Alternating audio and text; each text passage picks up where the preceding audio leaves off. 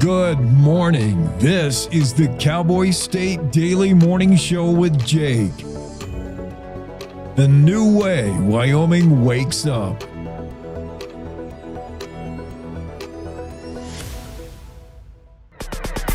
It's time to take a look at what's happening around Wyoming. From the Cowboy State Daily News Center, I'm Mac Watson. News is brought to you by the Cody Night Rodeo, where real cowboy action comes alive. Get your tickets starting March 2nd at CodyStampedeRodeo.com. The 68th Wyoming Legislature budget session opened on Monday at the Capitol in Cheyenne. Cowboy State Daily's Claire McFarland reports from the Capitol that the session started with Governor Mark Gordon urging legislators to restore key portions of his November budget recommendation. Most of what he discussed, alongside touting Wyoming values its industries, was asking lawmakers to reinstate his budget request. And that's because the Joint Appropriations Committee got first slash at his draft budget and cut and denied various things from it, including a proposed $40 million cut to the University of Wyoming. The Wyoming Freedom Caucus, in response, said Governor Gordon needs to chill with the spending. And then the State of the Judiciary, Chief Justice Lynn Baumgarten of the Wyoming Supreme Court delivered her speech on allowing the Wyoming judiciary to be a co-equal and independent branch of government. She referenced the unavoidable that a January 6th opinion by the High Court casting abortion as a fundamental right and upholding it, striking down two laws that would have restricted it. She recognized that this is causing lawmakers to consider how the courts are structured, how judges and justices are chosen. The Legislative Joint Appropriations Committee proposed multiple cuts and denials to Gordon's recommendation in the second draft version of the budget. The Freedom Caucus of the Wyoming House of Representatives spelled out their priorities for the 2026 session of the Wyoming Legislature on Monday. Cowboy State Daily's David Madison reports that their press conference was pointed and direct. When the governor referred to the Freedom Caucus as Club No. Now, they took offense to that and put their own spin on that phrase a couple of times and really said, we're about yes. We're about yes to our agenda. Representative Rachel Rodriguez-Williams from Cody opened the press conference saying that, quote, the Freedom Caucus exists for the people of Wyoming, unquote. I'll be back with more news from the Cowboy State Daily News Center right after this. WYDOT wants to remind you, download the Wyoming 511 app for hands-free information on your mobile device. This message is from the Wyoming Department of Transportation. Did you know it's illegal to dig or excavate without knowing what's below? This is Jan Warren, Executive Director for One Call of Wyoming. We will be hosting workshops around the state to educate homeowners, realtors, landscapers, underground facility owners, and excavators on the state law, industry best practices when it comes to planting a tree, building a fence, or any other excavation project you have planned. Join us for a free breakfast, get your questions answered, and learn how One Call of Wyoming is here to help. Go to onecallofwyoming.com and register today. At Hoskinson Health Advanced Imaging, an imaging experience that's accurate and above all, human. Built around the most advanced diagnostic technology in Wyoming, we deliver fast, clear, and reliable answers. No physician referral is required for an appointment. Most insurance is accepted. Competitive cash pricing and personalized insurance assistance. Hoskinson Health Advanced Imaging. We are the future of healthcare now, and your doctor works here. Visit hoskinsonhealth.com. Cowboy State Daily News continues now. 2 people are dead after their semi-trailer exploded when it hit another semi that was parked illegally on the side of Interstate 80 near Green River on Sunday. Cowboy State Daily's Greg Johnson reports that authorities say the crash and explosion looked like a movie scene. It exploded on contact, and the 2 people who were in that second semi-trailer were killed. I talked to the incident commander with the Green River Fire Department, who said that it was a pretty bad one and very unusual in the fact that there was an actual explosion there, and they came and it was already fully engulfed when they got there. Authorities have not released the names of the deceased since the investigation is still ongoing. Meteorologists are monitoring an incoming winter weather system that they say will provide western Wyoming snowpacks with high-quality snow. Cowboy State Daily's Andrew Rossi reports that meteorologists are saying the storm could provide the best and heaviest snow of the season. There's nothing stopping it from reaching Wyoming, so it's not going to be immediate. We're looking at maybe some rain, snow flurries in the lower elevations while the mountains get most of this initial wave of winter weather. The incoming winter weather has already affected Wyoming. The Chief Joseph Highway and Granite Teton Teton and Togety passes were covered with a fresh covering of wet, heavy snow on Monday morning. And that's a look at today's news. Get your free digital subscription to Wyoming's only statewide newspaper by hitting that daily newsletter button at cowboystatedaily.com. I'm Mac Watson for Cowboy State Daily. We all make choices. When it comes to alcohol, kids make choices whether to drink or not. Bye, Dad. Bye-bye. Remember, I'm going to Alex's party tonight and sleeping over. Have fun. Hey, have a seat for a second. Remind me about that party again? Alex is just And adults make choices whether to talk about it. That's true of parents and every other trusted adult in a kid's life. Kids want to know our expectations when it comes to alcohol and other drugs. They want guidance and honest answers to their questions. And it makes a difference when the message is consistent and part of everyday conversations. So talk with your kids and help lead them on a positive path. Because when you talk, they hear you. For more information about talking with your kids about underage use of alcohol and other drugs, visit underagedrinking.samhsa.gov.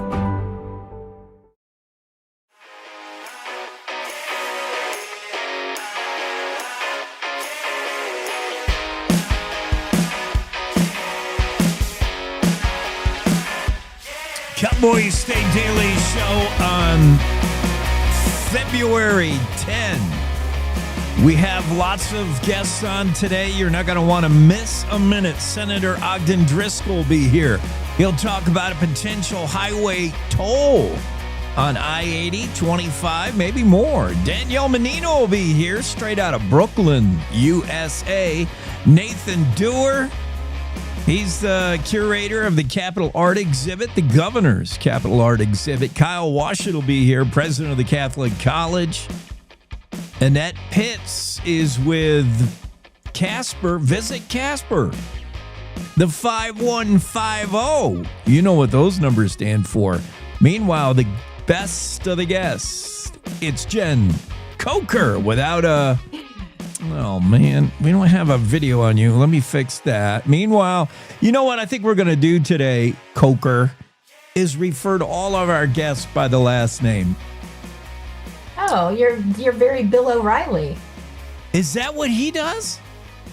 Yeah, I think that's what he used to do when he had a show. Is that right? Yeah. Oh, how fancy. There you are. Always good to see you, Coker. I don't know hey, Nichols. I'm not doing it for a Bill O'Reilly thing. I'm doing it more of a Brooklyn thing. I have a guest coming up in a moment. Danielle Mannino is a big time event planner, and she's going to be on. She's from Brooklyn, and I am maybe not from Brooklyn, but I spent a good amount of time there. So in honor of our Brooklyn friends, we would never... Last name? Your last name in Brooklyn? No, you would never be Jen. You'd be, hey, Coker. Coker. I like that. Yeah. I like that, yeah. At least Brooklyn, like 1940s. Mm-hmm. Go ask Coker what she thinks. Yeah, I love the last name. It makes me feel more important somehow. Yeah? Like I have a nickname. Because I've never had a nickname. But that kind of is as close as I'm going to get, maybe. Maybe. I can't even think about what could be a nickname for you, but Coker will work for now. I like it. Okay, so Coker, you do have a story. What was it? It was super, here's why I lost it. Because, well, it's a computer error. Stand by. I really did. Here it is. The missing new evidence, perhaps, or a new lead reinvigorates search for Wyoming woman vanished 6 years ago in my neck of the woods. I don't remember this at all. Well, she was there. That was her last known location. So it would have been probably, it would be predate 2020. So, she kind of wandered from Jackson down to Salt Lake, and she had kind of been engulfed in the homeless population in Salt Lake for, I'm not sure how long. So she probably predated you. but she did work at a dental clinic there. Nothing, prior to her disappearing. Nothing predates me. I've been here since 97. Oh, heck. Ann Elliott is who we're talking about, 31-year-old. She would be 31 then when she disappeared in 2020. Right. Okay. Right. Yeah, I can't underscore. I mean, it seems, and I've had people kind of give me some feedback. Well, that's not much of a tip. However, I can't describe how when you go from 0 sightings to a confirmed sighting, what a big deal that is, because it locks down people the police are talking to and can talk to. So there's a lot going on behind the scenes behind that confirmed tip. So just suffice it to say that it's a major development. Yeah. And for the family, and this is talking to her sister, Emily, who lives in Pinedale. And she, they were so close, she and her sister, and they have not spoken for 6 years, but she hasn't given up hope. And one story she told me that stuck with me is when she went to Salt Lake City recently to give the police her DNA. She said she stopped and went and had some facial at esthetician. And she was just staring at the esthetician. And for a second, she was like, hey, this kind of looks like my sister. Could it possibly be my sister? And then she told me later how crazy she felt and how embarrassed she was by that. And I said, I think that's the most natural thing. And that I think is just a perfect example of what families of the missing live with on a daily basis. Oh, yeah. Around every corner could be the missing person. Everybody you look at, you're like, wait a minute, double take. Right. The homeless thing, if she was truly like living some kind of homeless life, that could figure. Now that does check out because you would be really off the radar, kind of. And even while, she's quite savvy, and let's just say she did struggle with drug addiction. And one thing we don't talk about also, and I see this a lot with missing people who go off the grid, is she was prescribed pain pills for legally prescribed pain pills for an operation, and liberally prescribed pain pills. And, I don't know if people understand how easy that is for people to get addicted. And then from there, it takes control of their lives. So I just want to make that clear, too, because when you're dealing with people who do struggle with addiction, they don't get the same recognition, I find, in my experience. So I just really want to make that clear how loved she is, regardless of her, her problems.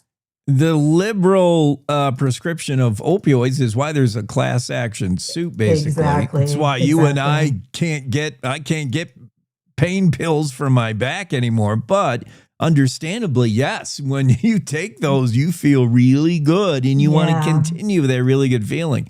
It can grab you. It can grab you. So what is the latest evidence, perhaps? The police are keeping that all very close to their chest. Okay. So I'm not sure. Yeah, I'm not sure what they have. But anytime they want to do a media story, and in this case, they were very eager to speak to me, which is not always the case. And they did want to get word out to anyone in that area. And granted, it is in Salt Lake City, but her last known physical location was Jackson. But they're just, I'm assuming they have a lot more than they're telling. So I'm sure they're looking for people to fill in holes or, additional sightings, anybody who could help kind of patch together what might have happened that day. Have you ever had dealings with Salt Lake City, LE, any kind of investigators, police in Salt Lake? Yes, I have. This is my second Salt Lake, and I find that they are, their communication is very good. They will give you records, police records very easily. Sometimes that's of closed cases, and sometimes that's an absolute battle in Wyoming.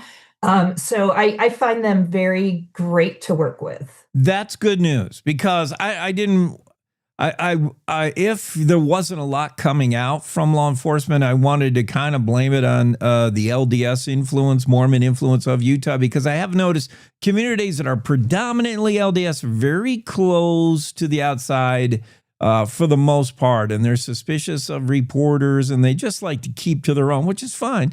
I wonder if that influenced anything in the Salt Lake Police Department, but maybe not. Well, in this case, I think it's a question of you get an investigator who cares, and that makes all the difference. Because, her case was with a female agent for 2 years and did absolutely nothing. And then a new agent comes in and moves it forward. So, a police investigation is only as good as the commitment of the agent in charge.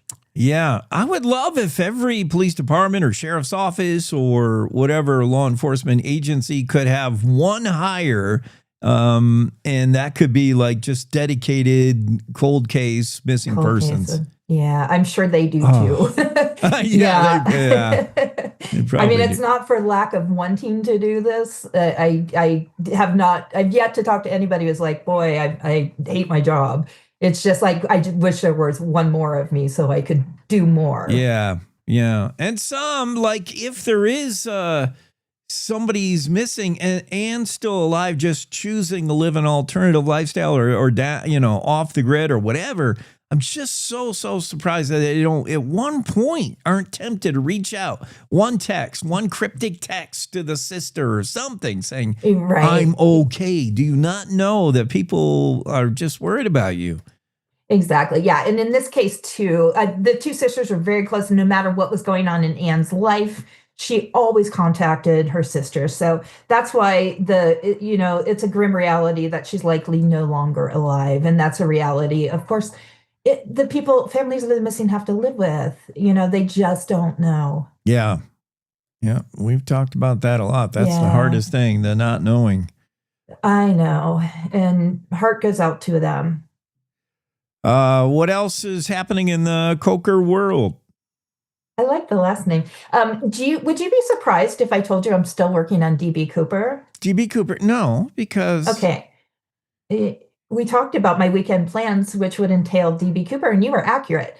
So this morning, I'm already putting feelers out, trying to find a forensic expert who can help me with what... Of course, the story in question is they seized a parachute in 2024 as evidence.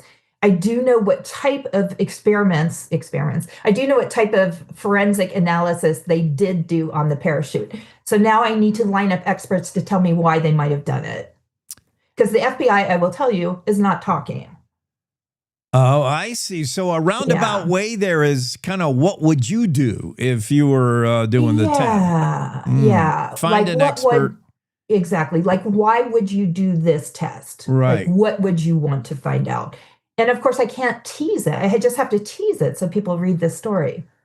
Right. You can't divulge, but so much hinges around some of the only physical evidence we have in our hands, which is pieces of this parachute, which could be crucial. Read why and get up to date by following anything DB Cooper from Coker on the Cowboy State Daily. Thanks, Jen. You have a good one. You too. Quick break, and we'll get Senator Ogden Driskill live from Cheyenne, where they're just about to start day 2 of the budget session. So good of the senator to carve out time for us this morning. Let's do that next. Hey, Wyoming, ready for news that actually feels like Wyoming? Tune into Cowboy State Daily Radio with heart, humor, and a little Western kick from ranch roads to mountain peaks. If it's happening here, you'll hear it here. No fluff, no filter, just the real deal. Real voices, real stories, real Wyoming. If it's happening here, you'll hear it here. Cowboy State Daily Radio, Wyoming's news, just the real deal. 100% homegrown. This is the Cowboy State Daily Radio Network.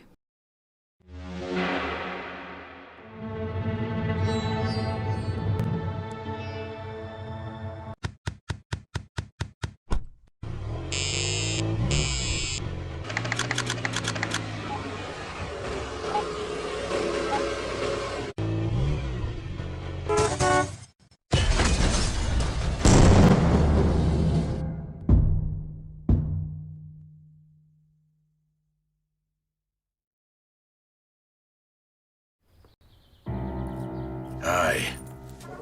I'm your retirement fear. But don't be scared. You're still in pre-retirement. Does that mean I have more time to plan? Precisely. Here, this is pretirement.org. Retirement savings options? Potential tax breaks. Move. This isn't scary. I'm doing it. You got this. Visit thisispretirement.org for free resources to help you customize your action plan. So as a technical sergeant, E6. I served in Vietnam in 1969. I am a U.S. Army veteran. Have you ever helped a fellow veteran? Of course. Yes. Try to always be there for each other. I do my best reaching out to my brothers and sisters in arms. Have you ever asked for help yourself? It's always tough, right? I can't say that I have. I mean, if you don't have someone to kind of help you guide those thoughts, it can be really bad. eventually, you just can't deal with it on your own. I guess it's a part of the military too, right? Service before self. It was drilled in, service before self. And you start to question, maybe people would be better off without me,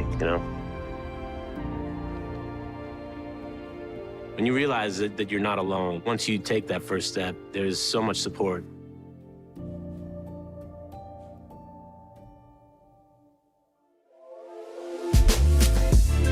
Let's get a weather forecast to you real quick before the senator comes on.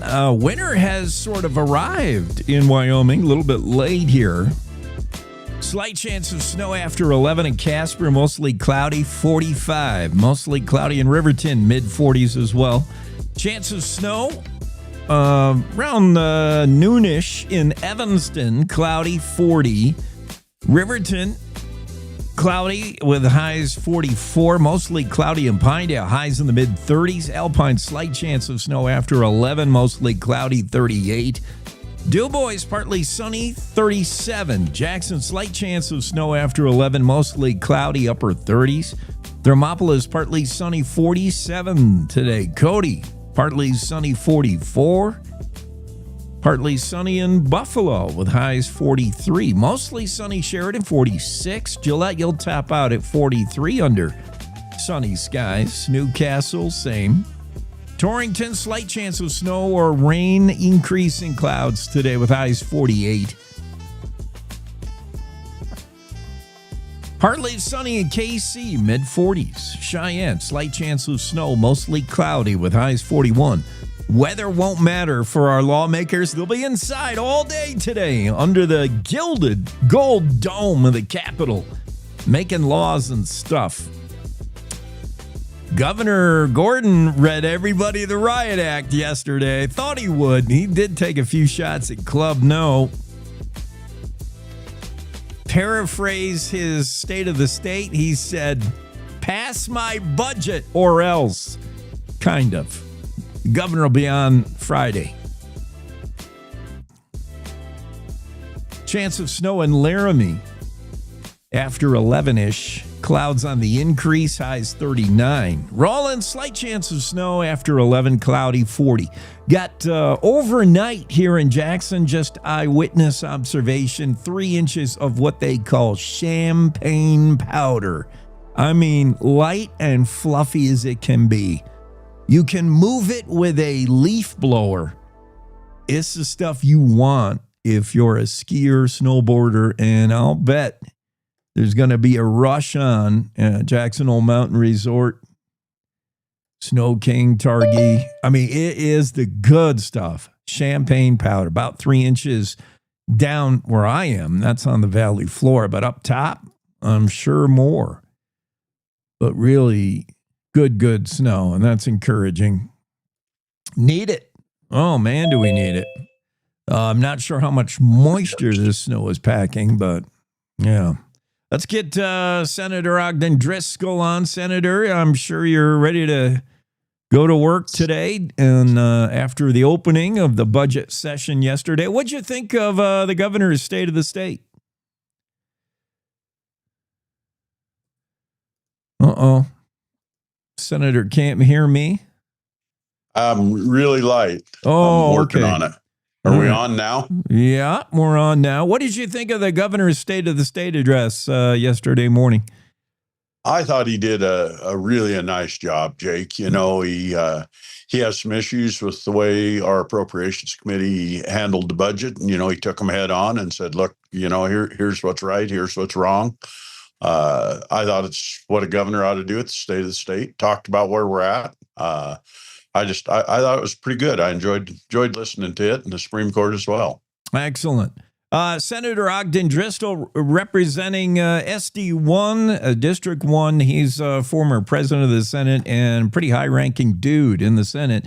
Let's talk about your proposed legislation. Is this the only bill you're bringing? And you had help with it, Case, Crum, Giroux, Landon, Schuler, and Representative Larson on it as well. I'm talking about Senate File 73, that would allow for a toll on Wyoming highways, not necessarily targeting or specifying Interstate 80. Could be 25 as well, could be others, but at least getting the conversation rolling.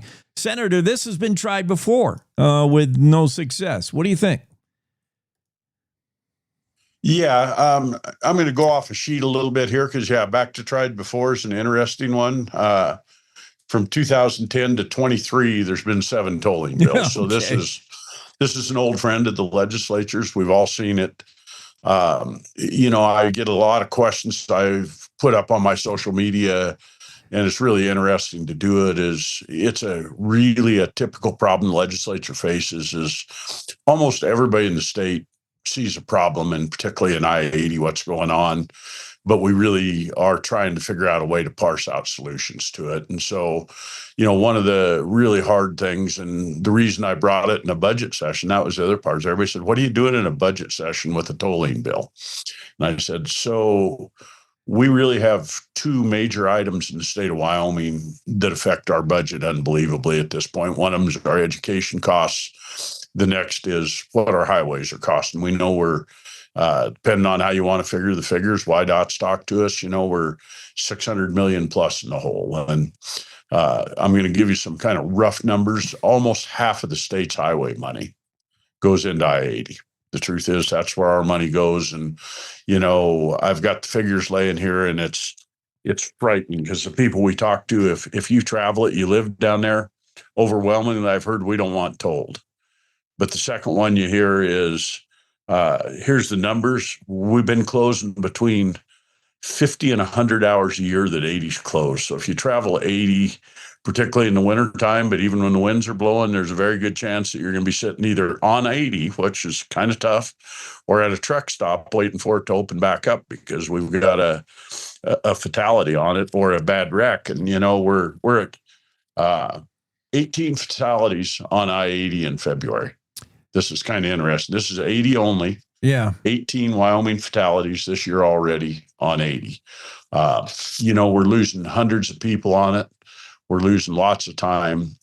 And the real factor is on 80 is a vast majority of what makes it dangerous and tough is interstate truck traffic. This isn't traffic that's bringing goods to your local store. There is some of that without a doubt, but the vast majority of this traffic is a truck that's just entering Wyoming on one side and leaving on the other, packing goods. And the common taxpayer in Wyoming's footing a good part of that bill. We're paying for them to haul goods across our state.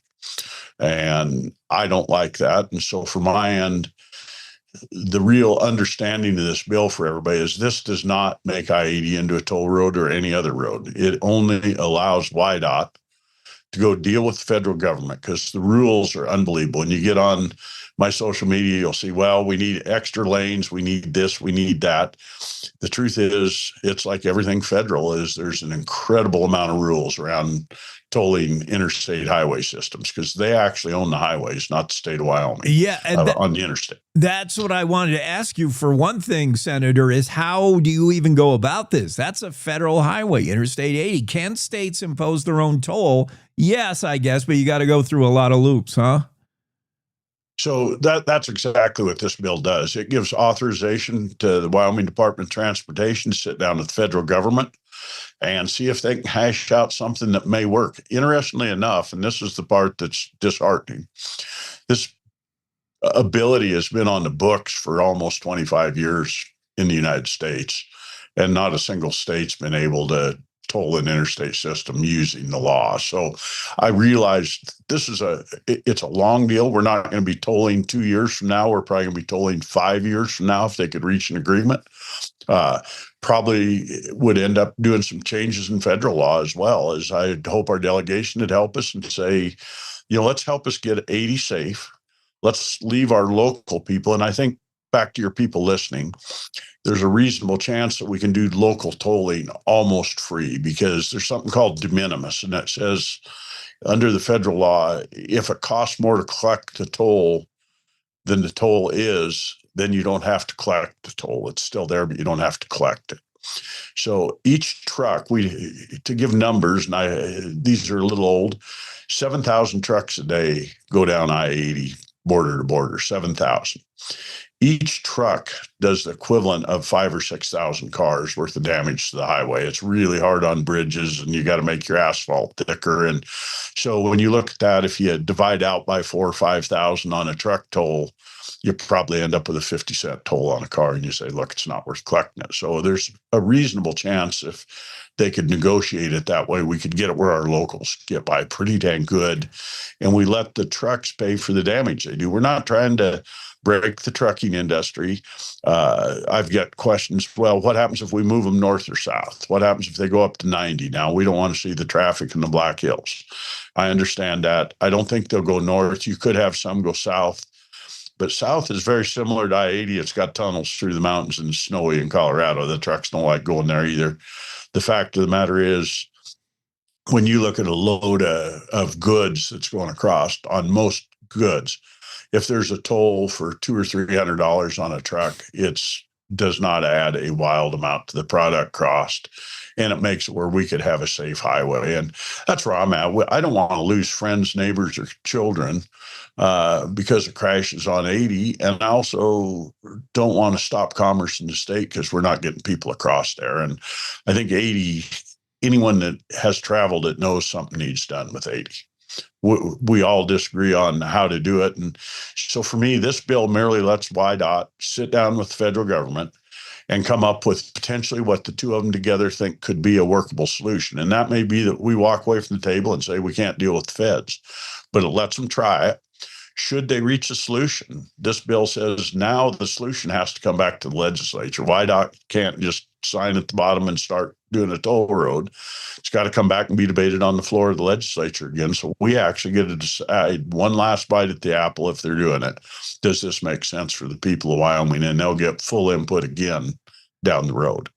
Senator Ogden Driskill is with us. He's bringing Senate File 73, an old friend, tolling authority highways. Specifically, I guess we're talking about I-80, could apply to I-25 as well. Wyoming is one of 13 states with no toll roads. A lot of this conversation started with money, of course. WYDOT is running a big deficit.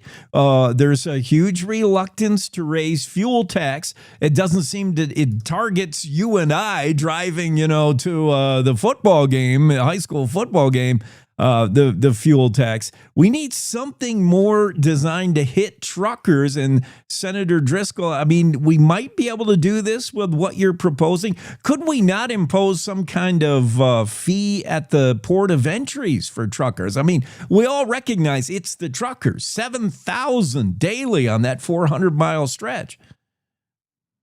Yeah, so like I said, it makes sense. It's really a common sense bill that gives us a chance. The other part everyone needs to realize is you say, well, what difference does it matter on 80? And here's the part.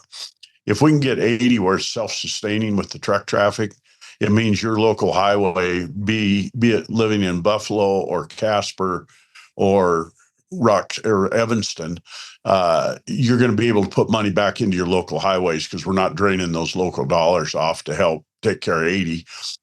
It also will help the safety of our road crews and our other people. If we can get 80 figured out, truth is we wreck snowplows on 80 every year.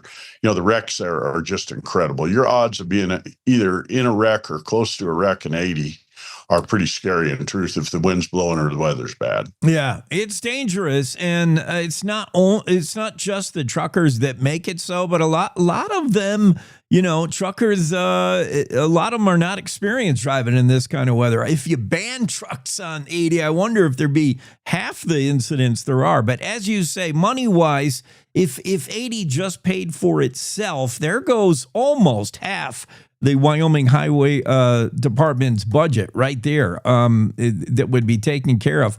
What safety is also a concern. The amount of time that we just saw a huge fiery wreck the other day. You posted it on your Facebook. Would this bill that you're proposing, Senate File 73, address safety in any way? Would just by deterring truckers or what? No, it probably, and it defer some. I mean, if you're charging a deal, there's going to be some certain amount of truckers that find routes around it. There's no doubt. And it could put some on some secondary roads, but I doubt it. Usually if you're running a truck, it's get from point A to point B as quick as you can, and somebody will pay the bill on it. So, yeah, I don't think it's that, but it probably would end up for most of us in this end of the state, if you've driven to Colorado, you get to see kind of what it likely would look like, I would guess, which would be added lanes. I-25 to Denver now they've added them in pieces, and that's probably the way 80 would be, 7, 8, 10 miles at a time. And you toll the express lanes on it. So those could either be, and this is back to what the kind of details that YDOT would come up with. Yeah. Is the express lane a toll lane for passenger cars, or is the side lane a toll lane for trucks that they have to travel in? And so you've got different options to make, and it may very well be it's the opposite of Colorado. You could have a truck lane that says, look, other than A or B, you have to stay in this lane crossing the state of Wyoming. That helps them enforce speed limits on them. It also allows that lane to be constructed heavier, because the truth is you've got to build a lot better highway with 7,000 trucks a day than you do to handle the 7,000 cars we have. In a budget session, this legislation would be a heavier lift, as we know, although one could argue this is a budget item. But I appreciate you bring it up again, Senator Driskill. This conversation needs to happen every session, honestly, because YDOT's just, they run in the red so badly. Where do we make the money to fix our highways, all the highways, all the bridges? It needs attention, our infrastructure. Thank you, Senator Driskill. Have a great day at work. Thank you very much, Jake. I always appreciate the ability to get out, and I encourage anybody thoughts on this I-80 tolling or whatever to give me a call, because this really is one that we're not forcing it down anybody's throats. We're trying to get options. So I'm trying to get options for all of us and doing it. And I appreciate your forum to make it where we can get out there to make people understand what we're trying to do.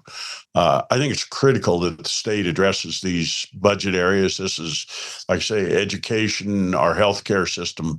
We got to figure out, if we're not going to have fiscal cliffs, how do we deal with it? And some of it means, how do we figure out to reduce costs? Some of it means, how do we make the government more efficient?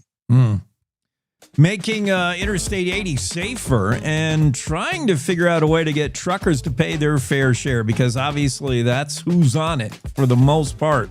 A huge corridor for the trucking industry. Thank you, Senator. Thank you very much, Jake. Have a wonderful day. You too. Have a great Tuesday. We got to take a quick break. Be right back with Danielle Mannino after this. Every morning, America wakes up to reheated outrage and copy-paste commentary. Yeah, I don't follow talking points. I follow common sense. If that hits a nerve, good. It means you're still alive. No spin, no fluff, no kumbaya. Just Jake. Serving up truth, sarcasm, and grit.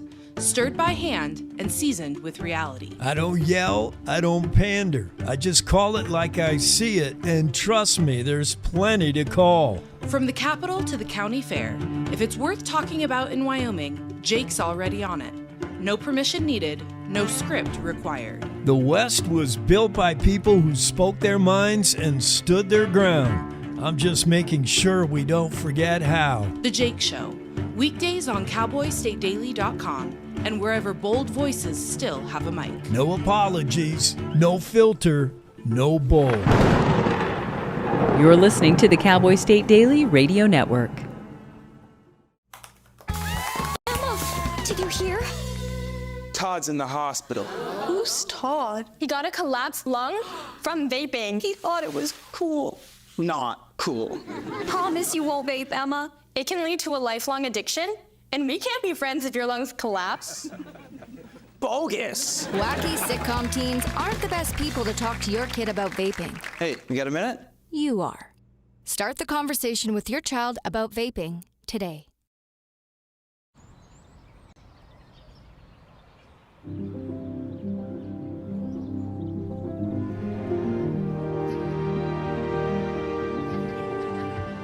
These walls and windows hold me tight. The warm embrace we all call home. My neighbors watch over one another. This little street is a land of liberty of its own, where I always have a place to go. I'm free to call this place my own.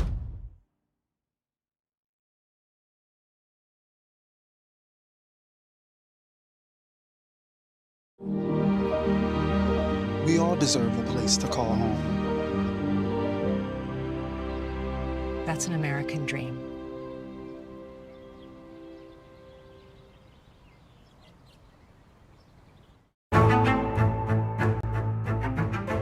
When the uniform comes off, the battle doesn't always end. Too many of our veterans are fighting silent wars, with trauma, with loss, with hopelessness. Downrange Warriors stands in that gap, offering peer support, purpose, and a brotherhood that saves lives. You can help. Visit downrangewarriors.org, because no warrior should ever walk alone. Hope is waiting. Be the reason they find it.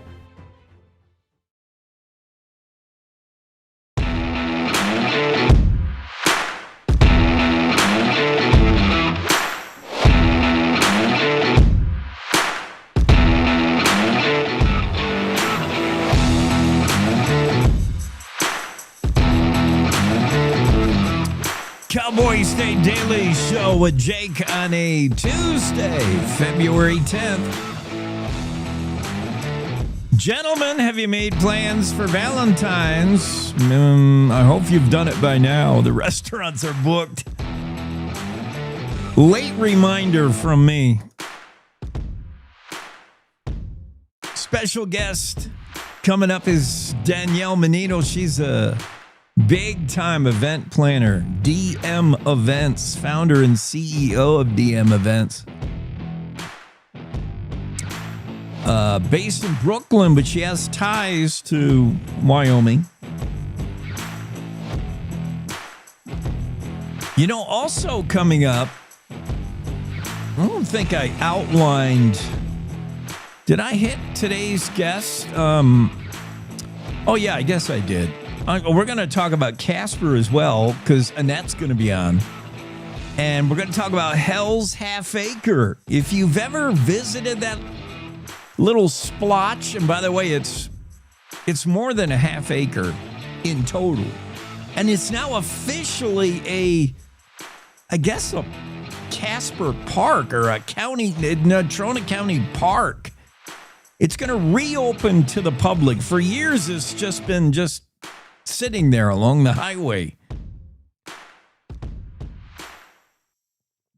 But Hell's Half Acre, which is really cool. I mean, it's the landscape-wise, it looks like another planet, which is perfect because that's why they shot scenes from Starship Troopers there in the late 90s. Because it looks like Mars, or it looks like another planet. The terrain, the ravines, the rock, sandstone, whatever it is, it's freaky looking. It's really cool. And then you got the history. Of course, they shot the movie there, and you can walk through and visualize where each scene was. If you've seen the movie Starship Troopers, when it came out, nobody saw it. That's okay. But then it has since become kind of a cult classic. And people go back and revisit it and say, you know what? I didn't give this a fair shake when it first came out. It's pretty good. I mean, it's not real good. It's never going to win an Oscar, but it's interesting. And just to know they shot it there, in Natrona County, outside of Casper, along that highway, in what I presume was summer, with the wind and the heat. Oh, I would not have wanted to be a camera operator on that movie. I'll tell you that. That had to be brutal. Okay, let's get Danielle in here. We need music for you. All right, that's kind of a little jaunty riff there. I don't know this music. I don't need it. Well, we can't use any real music. I would love to use some Eddie Money, but it's all copyrighted. The bots will sue us into oblivion. We've got a surprise for you. Something the both of us have always wanted to do, Danielle and I.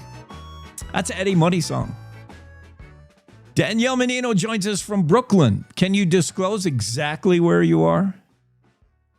Actually, I'm not in Brooklyn right now, but I live in Brooklyn. Yeah. Born and raised. I am down in Miami for a quick business trip, but I'll be back in Brooklyn tomorrow. Okay, very good. Yeah, Danielle, by the way, throws a mean rodeo after party, and she's pretty good at stickball, no doubt, or handball, or anything else they do on the Brooklyn stoops.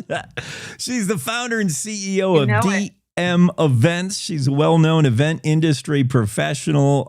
She started her work or that kind of stuff on MTV, VH1, CMT, et cetera, et cetera. Then she went over to Nickelodeon, threw a bunch of parties and events for them with Viacom, and now doing her own thing on her own. So we're going to talk about ties to Wyoming, a little bit of rodeo and all that stuff. Sounds great. Happy to be here.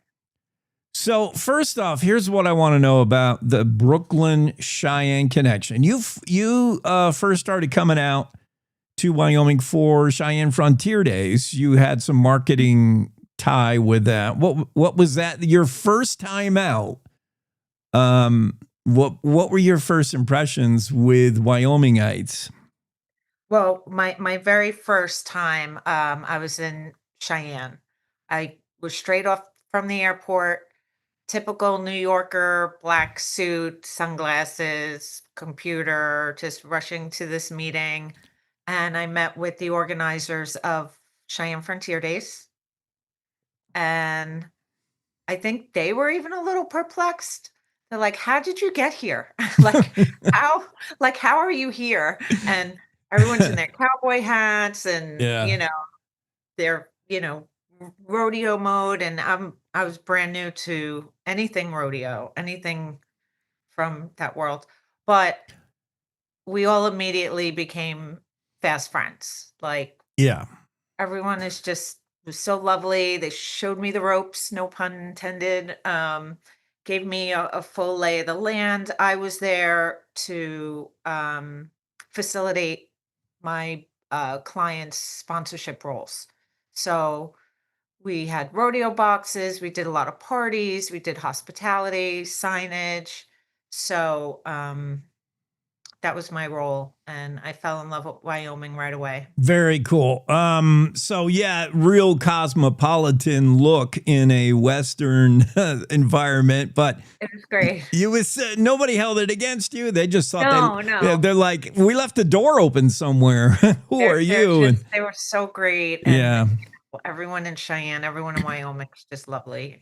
And by the way, every time we mention Cheyenne Frontier Days, we're obligated financially to say Cody Night Rodeo as well. We have advertising in place. The Cheyenne Frontier Days might be the daddy of them all, but the Cody Night Rodeo is the mama that's going to drag you out of church by the ear for giggling. Cody Night Rodeo. So now, did you know anything about rodeo? I mean, that was probably a full immersion. What were your first thoughts? Because they don't rodeo a bunch in New York City. There's one in MSG every year, I think. Madison Square Garden will do a rodeo, but it's not like Wyoming Western rodeo. Right. It's not a thing here in New York. So I really got immersed. Like, I talked to a lot of people who live in Cheyenne, live in Wyoming, or in the rodeo world. they taught me about how the competitions are formed and how it works. And um, so yeah, I really kind of like immersed myself. And then when after the first Cheyenne Frontier Days, I really got a taste of what it's all about with not just the rodeo itself, but with the excitement around it, with people coming from all over to see it, and that combined with the music, and it was just awesome. I mean, I can't imagine seeing that anywhere else. Yeah, and I'll bet as an event planner, you probably appreciated the show that is rodeo out here at Cheyenne Frontier Days, for instance. There was a story in the Cowboy State Daily about New Yorkers who have come out and watched rodeo here, and they've seen rodeo back in New York, and they said the difference is in New York City, it's so slow, and you watch one bull rider, he falls off, you wait 20 minutes for the next, here we keep it moving. We make a show of it, eh? Oh yeah, there's shows in the shows. Yeah. Um, and just the sheer logistics of it all. Mm. Walking around and just the amount of, and to my surprise, like a lot of people who work on Cheyenne Frontier Days are volunteers. Mm. Oh, you have a lot of volunteers and people that are really passionate and want to be a part of it. But the sheer logistics of it all is just impressive. I was one of those volunteers back in the day for the 100th daddy of them all. My job was to make sure the bulls arrived to the chutes on time when it was their turn. Wow. And I had, the hot shot in case I needed to buzz them, but you didn't need to do anything, these bulls. They were sound asleep for the events before them. Then it was their turn. And they just woke up by themselves. They got up and they stretched out and headed right down the alley. I'm like, wow, amazing. These are professional bulls. So you're a volunteer managing bulls. I was that year. For 2 years, I did it. Yeah, wow. yeah. That's amazing.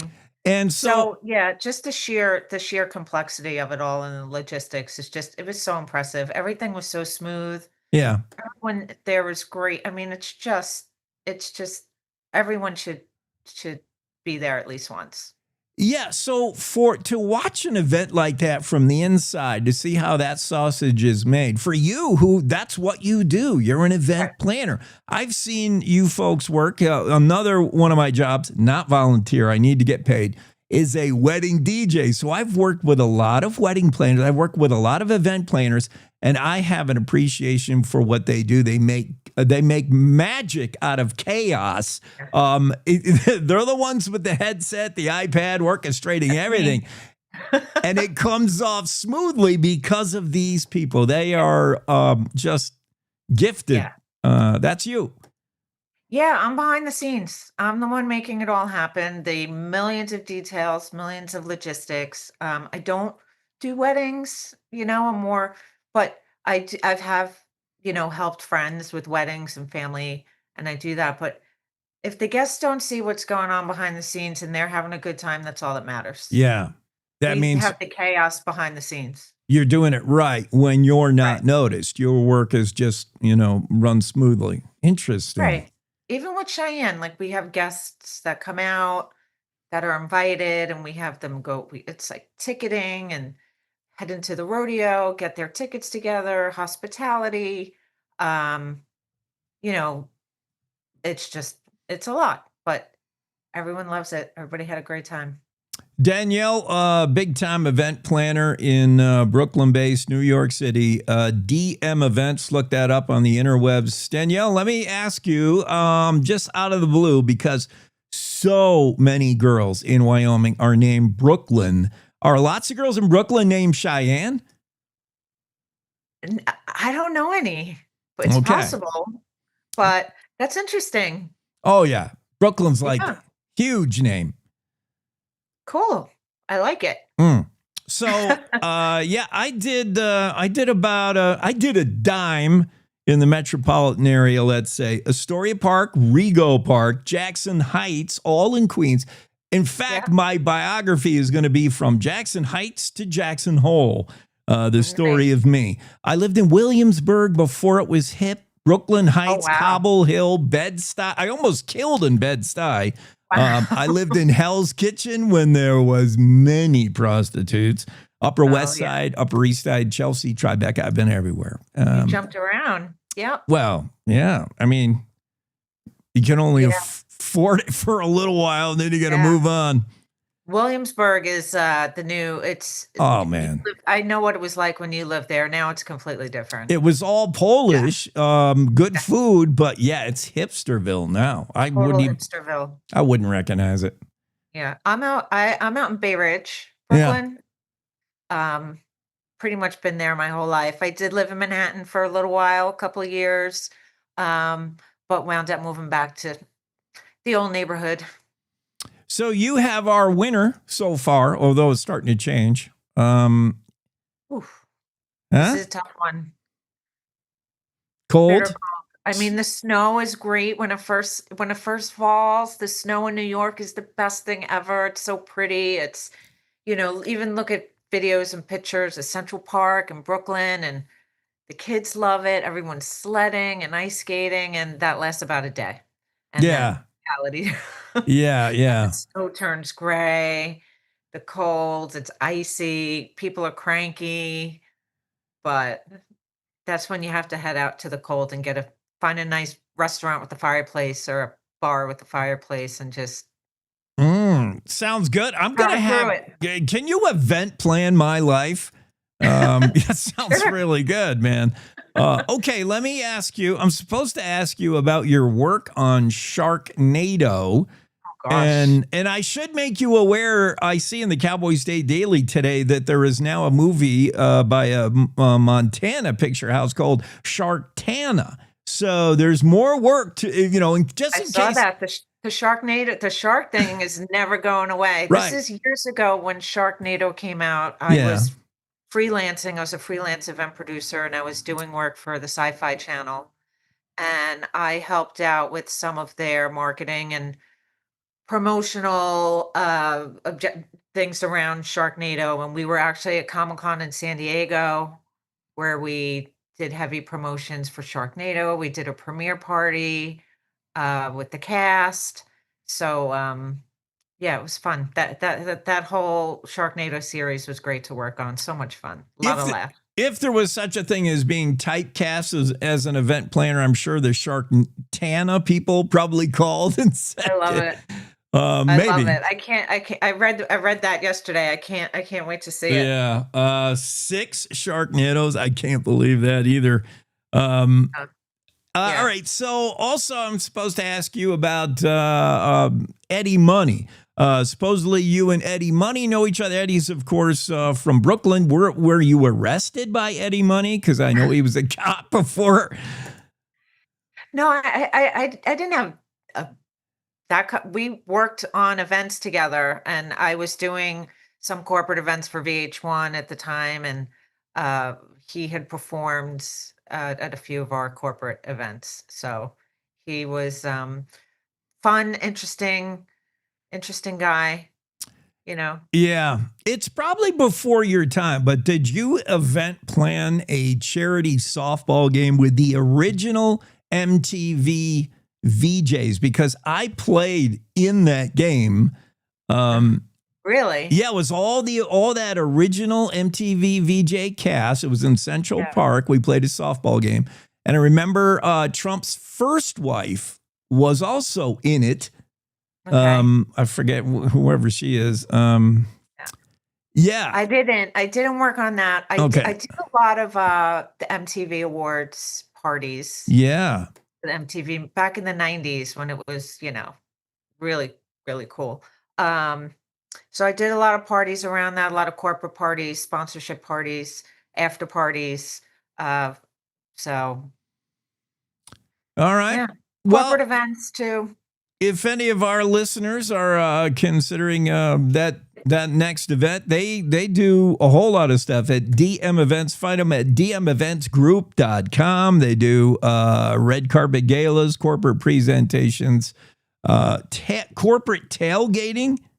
Oh, yeah. I've done quite a few corporate tailgate parties for football games. Yeah. A lot of sporting events. I've worked on PGA golf activations. That's a fun job. It's like nuts. no two things are the same. No day of work is ever the same. Nope. It's never the same. Yeah. So it's really cool because you start with just an idea around an event and like, how are we going to do this? How are we going to make this awesome for the guests? And we kind of like put a plan together and then executing it. And then at the end, it's just like, all right, great. And then like, what's next? But every event is different. Danielle and her team are the perfect blend of dreamers and doers. Somebody has to put those two together to make your event truly special. Danielle, thanks for popping on today. Thank you. Thank you for having me. All our love from Wyoming to Florida and New York. Cowboy State Daily Show. We got to get into news right now. It's time to take a look at what's happening around Wyoming. From the Cowboy State Daily News Center, I'm Mac Watson. News is brought to you by the Cody Night Rodeo, where real cowboy action comes alive. Get your tickets starting March 2nd at CodyStampedeRodeo.com. A Park County man who claims to be the business partner of a 90-year-old Cody woman with a failing memory is accused of stealing more than $100,000. Cowboy State Daily's Greg Johnson reports that Joseph Newton is accused of stealing from her over at least a 3-year span. Looking at the court documents, that they've had kind of a trouble really adding it up because apparently he was some kind of business partner with her. What they believe is he used that position to get money, and the money was allegedly used to pay for bail for himself and for other people. Some of it was like $50,000 for construction on a property. 60-year-old Joseph Joey E. Newton has been charged with 3 counts of exploitation of a vulnerable adult for allegedly convincing the elderly woman to write him dozens of checks for large sums of money, including money for bail and attorney's fees, according to Park County Court documents. Although it's been balmy in Wyoming, the Arctic blast that hit Texas and northern Mexico is slowing the spread of the New World screwworm. Cowboy State Daily's Kate Meadows reports that while that's good news, it doesn't mean the strict monitoring will let up anytime soon along the U.S.-Mexico border. The New World screwworm is a devastating fly. It actually burrows into the open wound of an animal and then gets into it, goes around and around like a corkscrew. That's how it gets its name. The screwworm lays its eggs in open wounds. And so then the further that it burrows into that wound, the bigger it makes the wound. And it can actually be life-threatening to cattle. The screwworm is being closely monitored because officials say one case has been reported in a cow less than 70 miles from the border. I'll be back with more news from the Cowboy State Daily News Center right after this. WYDOT wants to remind you, download the Wyoming 511 app for hands-free information on your mobile device. This message is from the Wyoming Department of Transportation. Did you know it's illegal to dig or excavate without knowing what's below? This is Jan Warren, Executive Director for One Call of Wyoming. We will be hosting workshops around the state to educate homeowners, realtors, landscapers, underground facility owners, and excavators on the state law, industry best practices when it comes to planting a tree, building a fence, or any other excavation project you have planned. Join us for a free breakfast, get your questions answered, and learn how One Call of Wyoming is here to help. Go to onecallofwyoming.com and register today. What if healthcare worked the way it should? Hoskinson Premier Care. Comprehensive quality care with one predictable fee. Unlimited office visits, annual wellness exams, preventative screenings, and advanced imaging. Primary and specialty care, in-house labs, mental health and wellness support, including physical therapy and nutrition. Just for $250 a month. No copays, no deductibles. World-class care right here in Gillette. We are the future of healthcare now, and your doctor works here. Visit HoskinsonHealth.com. Cowboy State Daily News continues now. The 68th Wyoming Legislature budget session opened on Monday at the Capitol in Cheyenne. Cowboy State Daily's Claire McFarland reports from the Capitol that the session started with Governor Mark Gordon urging legislators to restore key portions of his November budget recommendation. Most of what he discussed, alongside touting Wyoming values its industries, was asking lawmakers to reinstate his budget request. And that's because the Joint Appropriations Committee got first slash at his draft budget and cut and denied various things from it, including a proposed $40 million cut to the University of Wyoming. The Wyoming Freedom Caucus, in response, said Governor Gordon needs to chill with the spending. The Legislative Joint Appropriations Committee proposed multiple cuts and denials to Gordon's recommendation in the second draft version of the budget. The horror comedy movie Sharktana begins filming at the Lost Horse Lodge in Montana on Monday. Cowboy State Daily's Anna Louise Jackson reports that the movie is about warm temperatures melting ice that held sharks frozen in a remote cave. The director's from Hamilton, which is south of Missoula in Montana. He is known for horror movies. He's made several independent films. He writes his own movies, but he was passed the script from a first-time screenwriter, a guy who worked at a local ski area in Montana. Since this is a smaller film, there's no word on what streaming platform will carry Sharktana when it comes out. And that's today's news. Get your free digital subscription to Wyoming's only statewide newspaper by hitting that daily newsletter button at cowboystatedaily.com. I'm Mac Watson for Cowboy State Daily.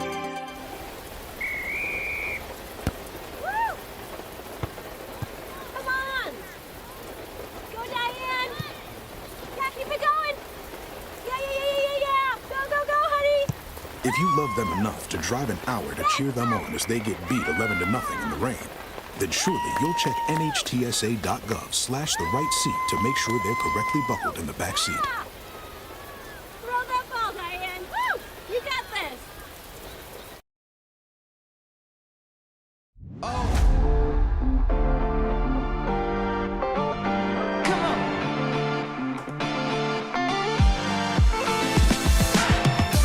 Cowboy State Daily Show on a Tuesday. We welcome into the guest room, the Zoom room, whatever we're going to call that thing. We're still waiting for corporate sponsorship to adequately name it. Perhaps the AT&T room. I dream big. This guy's Nathan Doerr, or he better be. That's who I got scheduled here. Nathan, what's going on? Good morning, Jake. How are you? I'm good. So you are the kind of person that looks at art like with their hand on your chin, right? That's right. That's right. Like, and you can see things in art that the rest of us boobs, we pretend we do. This is a curator. Did a stint with, of course, Buffalo Bills. You were in Sheridan a little bit with art. And now you're the Capitol curator, and we're talking about the Governor's Capitol Art Exhibit, which opened yesterday with the session. I want to know more about what that is, Nathan, and then what you do for it. But this Capitol Art Exhibit, it started back with another governor. This has been going on a while, yes? It has been, yeah. So it began under an initiative with Governor Geringer back in 2000. And the focus was a way to really build the state museum's contemporary art collection. So representing artists that are presently working and creating in the state today. So the call is put out for submissions, and this year's, does every year have a theme, by the way? This year's was the 250th, of course. Sure. So typically it doesn't. We call for art. They have to be Wyoming artists. Yeah. And really working in any medium, kind of any concept area. But this year, because it was the 250th, we just wanted to bring that in. This exhibit will be celebrated as part of Wyoming's celebration of America's 250th anniversary.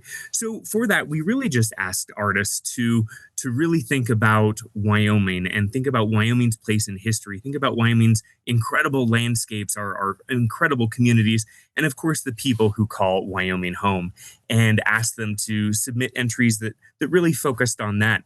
And this year we had 383 entries, which is an incredible number of entries. Yeah. Those represented or came in from 152 Wyoming artists from all across the state. So a really exciting year for entries. And and then many are called, few are chosen. Here's who made the cut. 62 works by 53 artists. I read through really quickly to see if I recognize any names. You know what I love, Nathan, is when I see in that list, there are little art meccas throughout Wyoming. Cody, Jackson, they got art scene, Sheridan as well. I love when I see this artist from Nowheresville, Wyoming, or, somewhere you just don't see coming. That's fantastic. Absolutely. Who did the deciding? Who's the guest juror? Sure. So every exhibition, we bring in an independent out-of-state juror to make those tough decisions. And this year, just thinking about the 250th, I reached out to Kate Lavin, who is the curator of the Coors Western Art Show down at the National Western Stock Show in Denver, to see if she would be available and interested. And I was ecstatic when she agreed.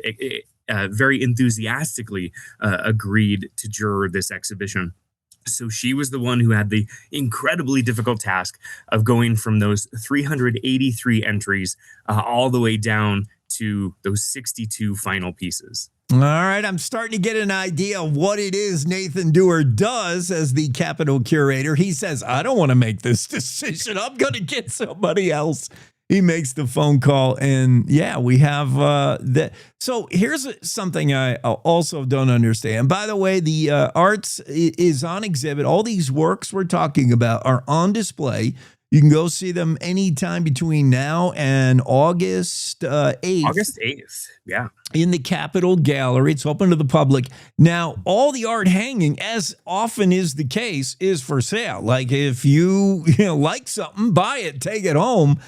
So how does any of this art become the state's and you add it to the state's inventory if you're selling it all? Excellent. Yeah, very good question. So we have statewide elected officials and state agencies who participate in the museum's capital art rotation program. So that is the art that we rotate based on their selection through their offices and public spaces. And that rotation occurs once a year. And so those offices who participate in that program, they are able to, before the exhibition officially opens, they go in and cast their votes for their favorite pieces. And then I have the fun opportunity to tally those votes, decide what pieces we're purchasing into the Capitol Art Collection. And then the pieces that are not purchased for that collection, those are the ones that are now available for public purchase. And then at the end of the exhibition, the State Museum will go in and look at the pieces that have not been sold, and they will select a few pieces that they will purchase for the museum's permanent collection. Got it. Capitol curator Nathan Doerr is on the show explaining how it works, the governor's Capitol Art Gallery. And by the way, big party coming up February 26th, the gala and award ceremony. If you need somebody to plan that event, we just had an event planner on from Brooklyn. Danielle could help you, but I'm sure it's all in place. What's that like to be there? Yeah, it's a wonderful opportunity just to celebrate, obviously, the artists who have been invited into the show, but artists across Wyoming in general. And then, of course, that evening, we announce a variety of awards. We announce the Purchase Awards.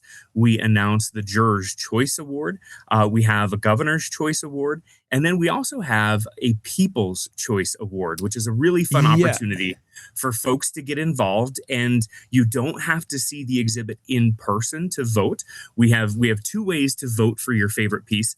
You can do so, and we encourage you to do so in the exhibition itself, and we have paper ballots. But you can also vote via an album on our Facebook page, and I've got that pinned to the top of our Facebook page. You can go in and vote.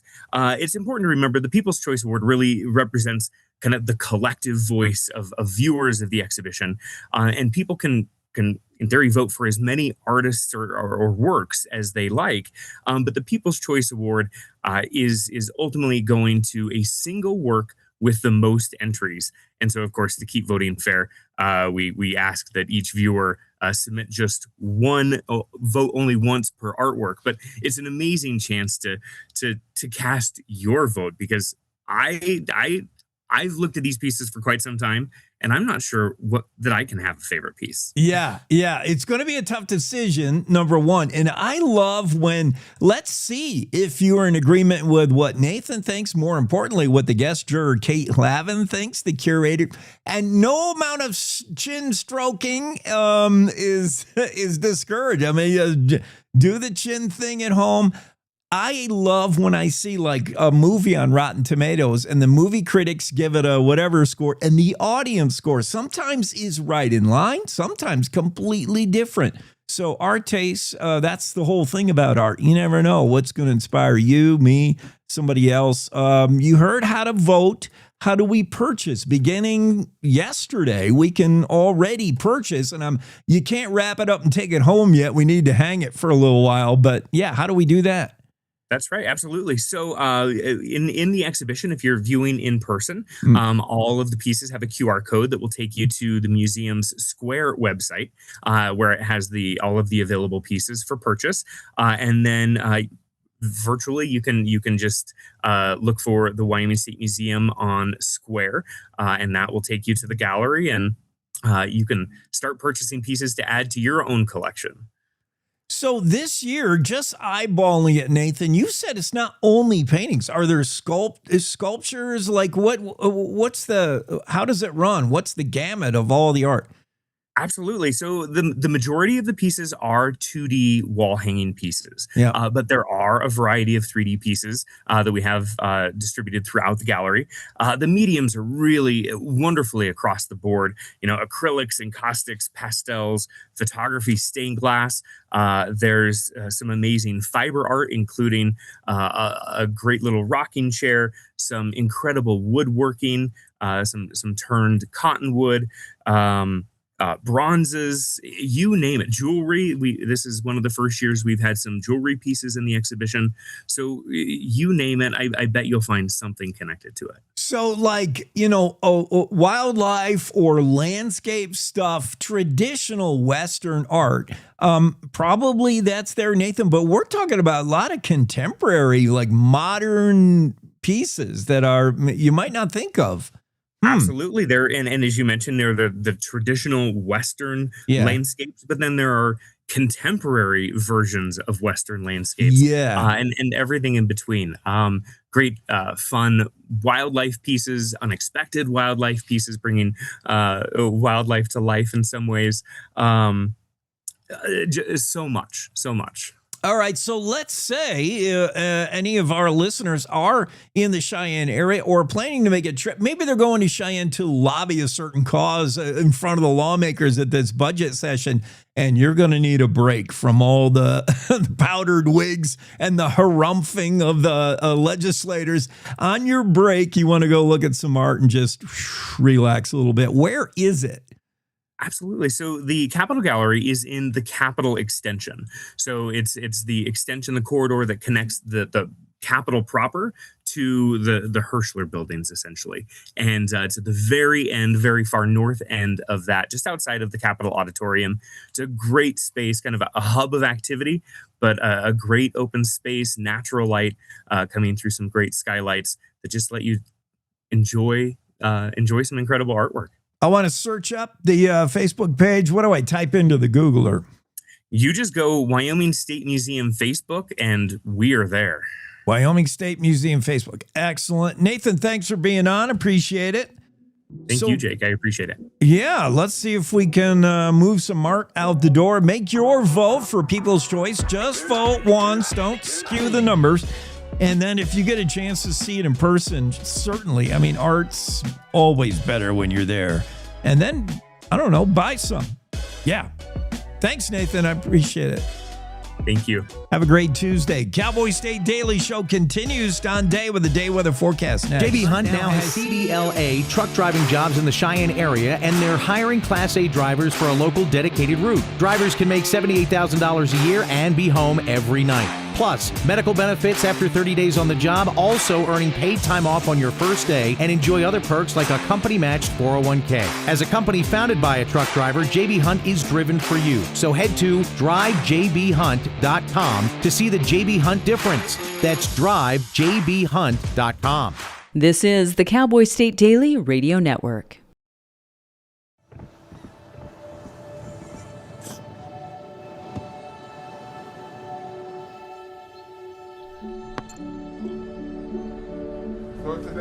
I don't remember how it started.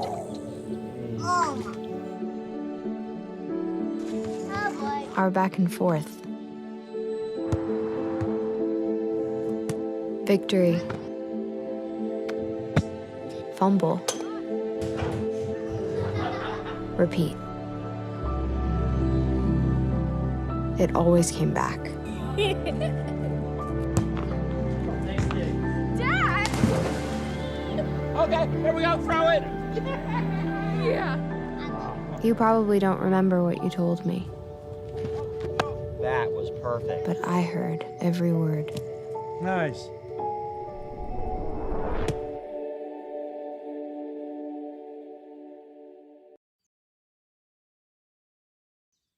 Jason, let's go see your room.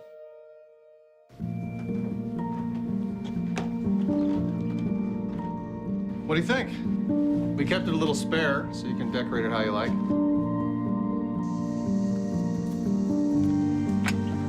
Dinner. Go. Excellent. Suckers. Yeah, I saw you guys out there. We're the Yeah! Oh, I thought you were on my team.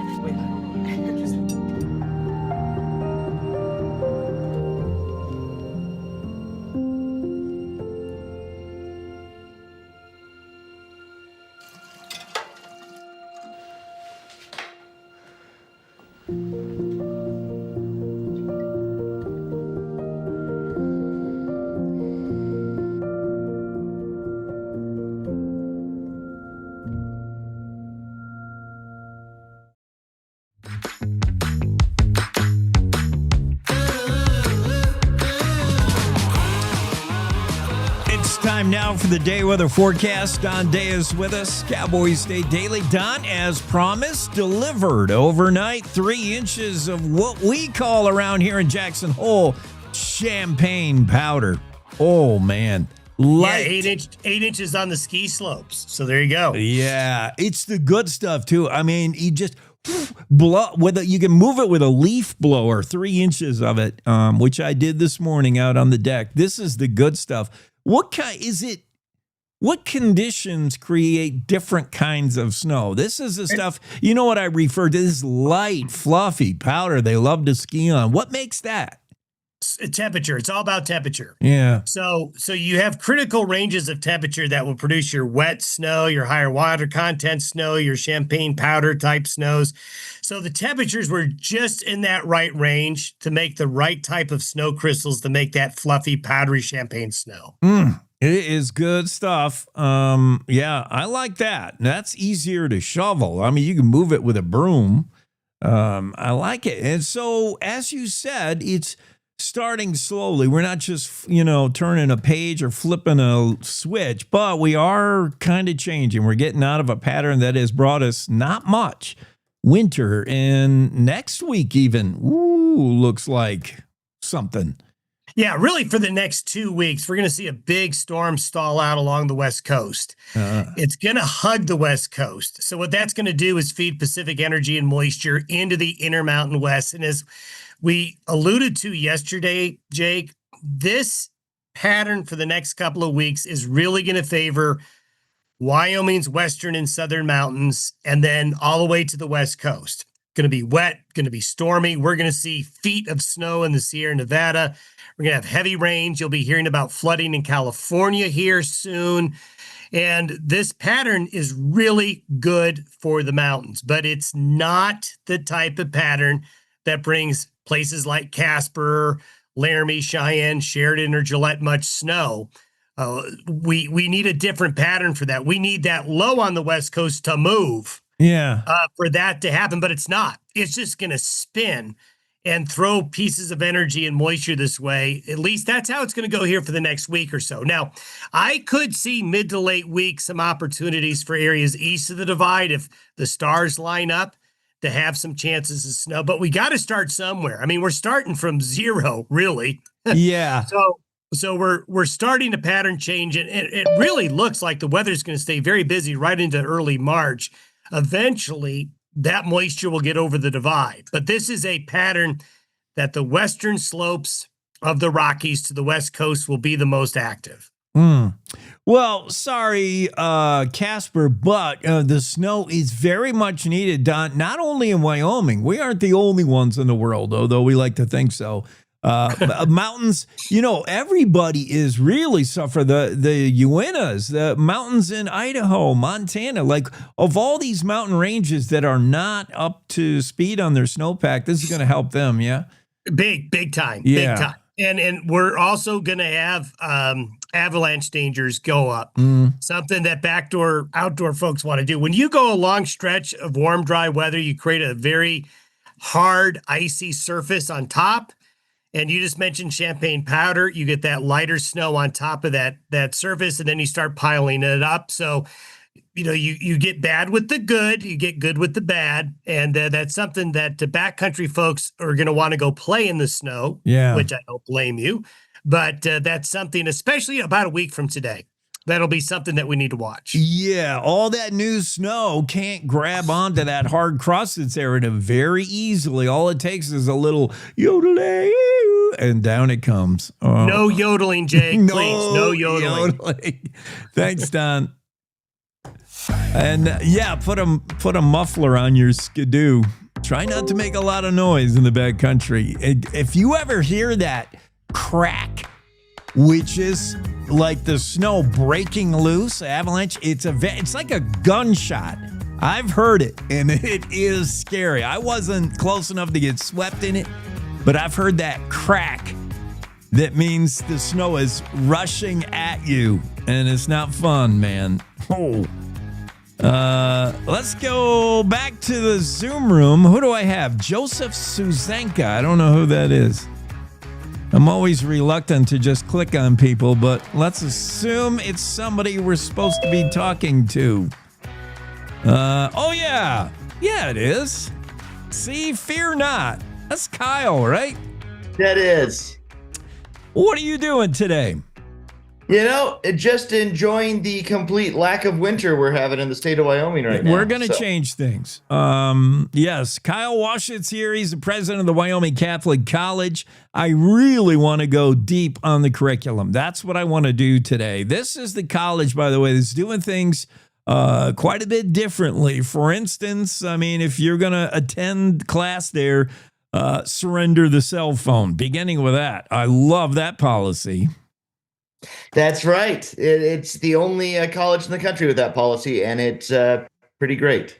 Yeah, and it's not easy to do. You got to pull it from the death grip of some of these kids. But you know what? They almost always appreciate it in the end. After a little bit of detox, they do come around. Let's talk about the curriculum there, Kyle, and why this university is different. Humanities, deep immersion in the intellectual and imaginative sweep of the Western world that doubles down on what is called poetic knowledge. Why do I need poetic knowledge? What are you teaching in the humanities? So when we say poetic knowledge, what we really mean is just the knowledge that we get from experience, either our direct experience or the experience of the people who have written about it and then channel that. When you write a poem or you write a story, you're writing that so that someone isn't reading the philosophical treatise, but they're reading to feel the way you felt, to feel the effects or the way the story went.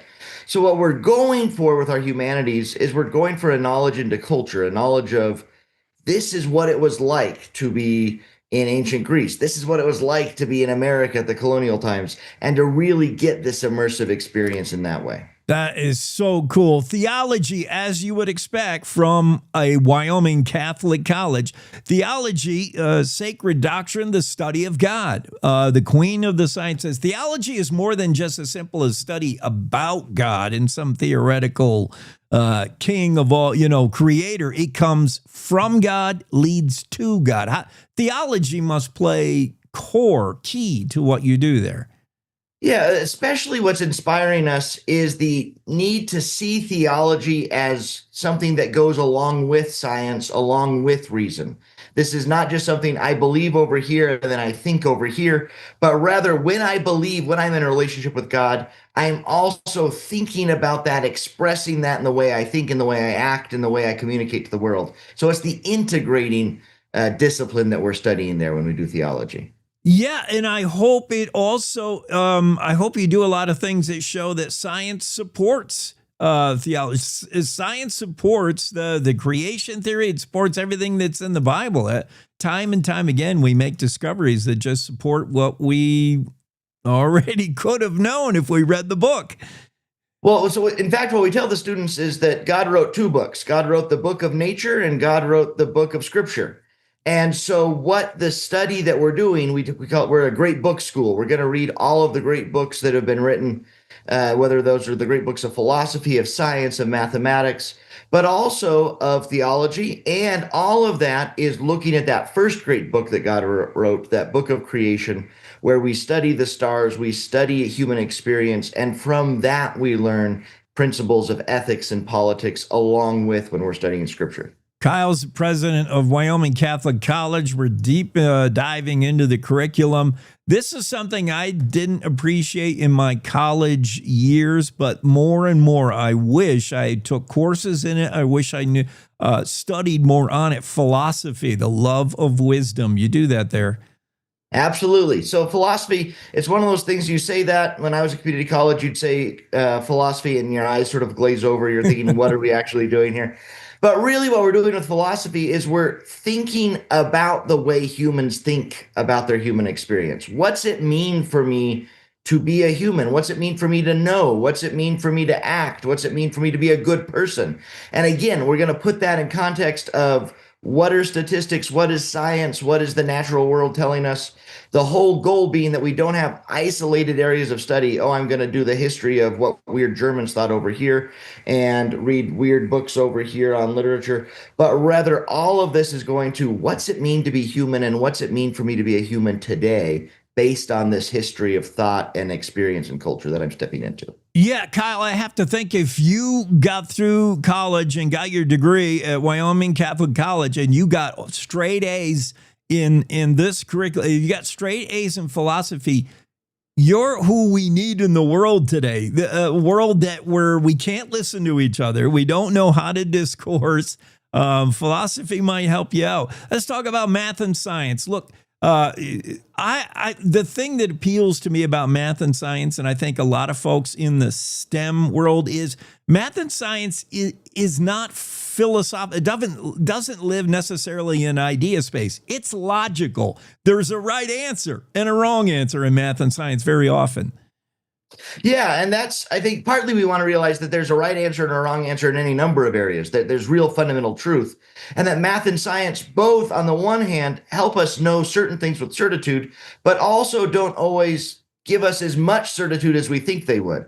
So a lot of what our math and science curriculum is devoted to is to giving the students the hard skills in mathematics they need to be able to evaluate scientific studies, to be able to evaluate demonstrations, whether that's with calculus or with statistics, to be able to say, is this a good study or a bad study? Is this a sufficient guidelines around the experimentation? And then to be able to, for example, use calculus to be able to understand what are the arguments for the theory of relativity, so that we get sort of two really key models. One, how astronomy transformed the way we think about the natural world, especially up through Einstein. You have the mathematics for that. But then to be able to see how statistics and inductive reasoning is changing the way we think about things like biology or any number of other studies, and to be able to see how philosophy, experimentation, and mathematics all go together. You know, it might be different parts of your brain, left brain, right brain, that does math, science, and the fine arts, but the integration of both. I mean, you have one brain. You need creating a well-rounded student. I love that. You drill math and science into them, and you also seek out the fine arts, whether that's beauty and music, sculpture, painting. That's right. And in fact, we're going to do the same thing. We're going to start with experience. We're going to have our students in freshman year, they sing 3 times a week. They're learning to sight read. They're learning to sing in 4 parts, so that when they come in junior year and we're studying the history of music and music theory, they've immersed themselves in what music is, and then they're studying it. And then with the fine arts, it's a kind of capstone. You've read all these great works of literature. You've read these great works of philosophy. Look back and see how those things were embodied in art from ancient Greece down to our contemporary day. I kind of know the answer to this, but I want to hear it in Kyle's words because I have a wife that teaches at a classical academy. So she knows she teaches first, second, third graders Latin. It's a dead language, isn't it? Why do I need to know Latin? So the way we do Latin is, in fact, is a living language. Our students learn to speak Latin. It's an immersive style of Latin. And we go on backpacking trips where we only speak Latin. And the reason we want to give them that facility in the Latin language is because for thousands of years, that's how science and philosophy and literature were communicated. There's an entire tradition of thought and an embodiment of thought that's accessible if you know the Latin language. And we want to give the students that access, but also just the experience of learning a language, of what it means to learn a language and become part of a culture, so that they're set up for subsequently learning foreign languages, for Spanish, for French, or the rest that they may go on to. But they have this deep experience of learning, becoming part of a culture, and then having a world of learning open up to them. My favorite area of study, a person who uses their words, both written and spoken, trivium, seeking to cultivate the arts of language. And we're not talking about speech and debate necessarily. Today in high school, we teach speech and debate. This is how you win an argument. We're trying to lead the soul to truth, goodness, and beauty through written and spoken language. What are you doing in the trivium curriculum? So our students are going to come back. When they come back as freshmen, they'll have done a 3-week backpacking trip at the beginning of the semester. And the first thing we teach them to do is to write about that experience, to reflect on their experience and write. Because if you're really going to understand your experience, you're really going to understand philosophy, you're going to learn how to communicate it. So we do a lot of writing work, but then we move into public speaking. And they are trained in the semester of public speaking. What's the political context for public speaking? How is rhetoric meant to move you to the true and the good? And then the capstone of all of that is our seniors. They write a 40-page senior thesis in the first semester of their senior year. And in the second semester of their senior year, they give a 30-minute oration in front of the entire college and any guests that come, and then answer 30 questions. So they're 30 minutes of questions. So they're coming out prepared to think deeply and then communicate very effectively in this wealth of learning that they've been immersed in. At the University of Wyoming, they say the world needs more cowboys. That very well may be true, but the world needs more leaders. How are you building the next generation's leaders, and how so? So on the one hand, we think this deep learning, this deep integrated great books curriculum that we're doing is part of forming the great leaders. When you look at what employers are looking for, they're looking for people who are able to communicate, who are able to listen. Most of our classes are done in discussion methods, seminar, Socratic style, so that these students are coming in able to engage in discussion, listen, engage in public speaking, engage in negotiation. And these are a lot of the areas that employers will cite as weak areas for this generation, for Generation Z. But that's the first baseline. But the other aspect that you get a lot of times is, okay, sure, you've got a lot of book knowledge. Can you put that into practice? All of our students spend 10 credit hours in what we call the experiential leadership program. They begin, as I said, with a 3-week backpacking trip, and they do an additional 6 weeks of backpacking over the course of their semester, and then an additional week of winter backpacking at the beginning of their freshman year. And they do a semester of horsemanship, which we also think teaches virtue and leadership. All of those things, they're concretely put in. I'm the leader. I'm deciding how to set pace. I'm working on communicating. I'm having this practice. We've had students do evacuations, health evacuations, and coordinate helicopter evacuations at 13,000 feet from Colorado. We've had students ford rivers and figure out how to respond to other students who are sick or hurt. We've had them get lost and figure out how to get back. These are concrete leadership skills that teach resilience, response to adversity, and you put that in the context of this communication and this deep thinking, and we're convinced that we're building the leaders of today with grit and grace that are going out and serve a world that desperately wants young people that can rise to the challenge. I think you're right, Kyle. Kyle Washut, president of Wyoming Catholic College. Too often we see high schools and higher learning institutions teaching memorization, teaching to the test, pass the test. Who is teaching kids how to think, not what to think? I love that. It's a smart move. It's a different way to teach. at Wyoming Catholic College. How do we learn more, Kyle? I'm on the interwebs, wyomingcatholic.edu. What else do you want to tell us while you're on?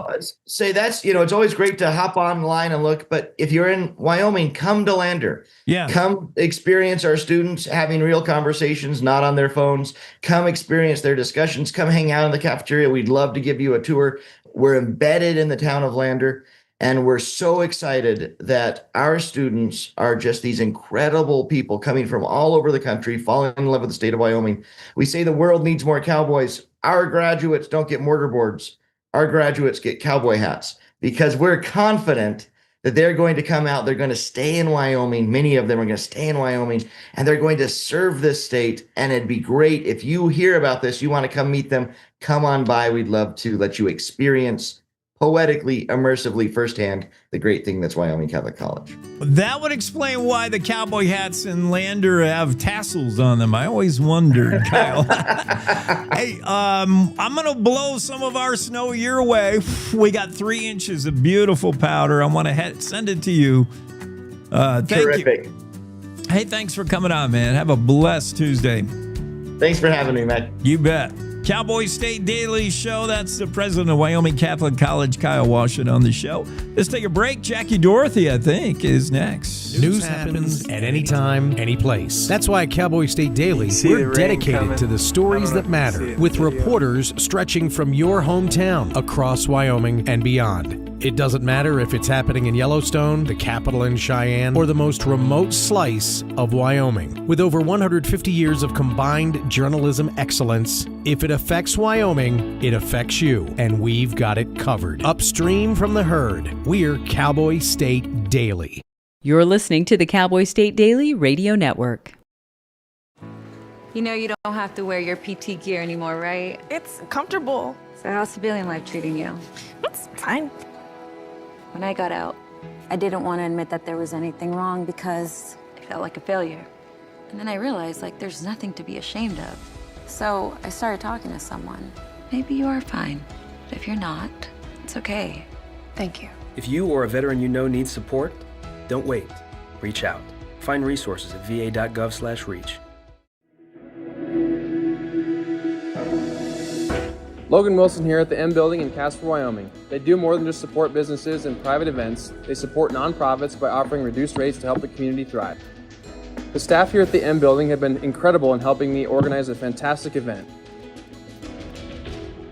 They are great partners for those who want to make a positive impact on the community. Come check out the M for your next event.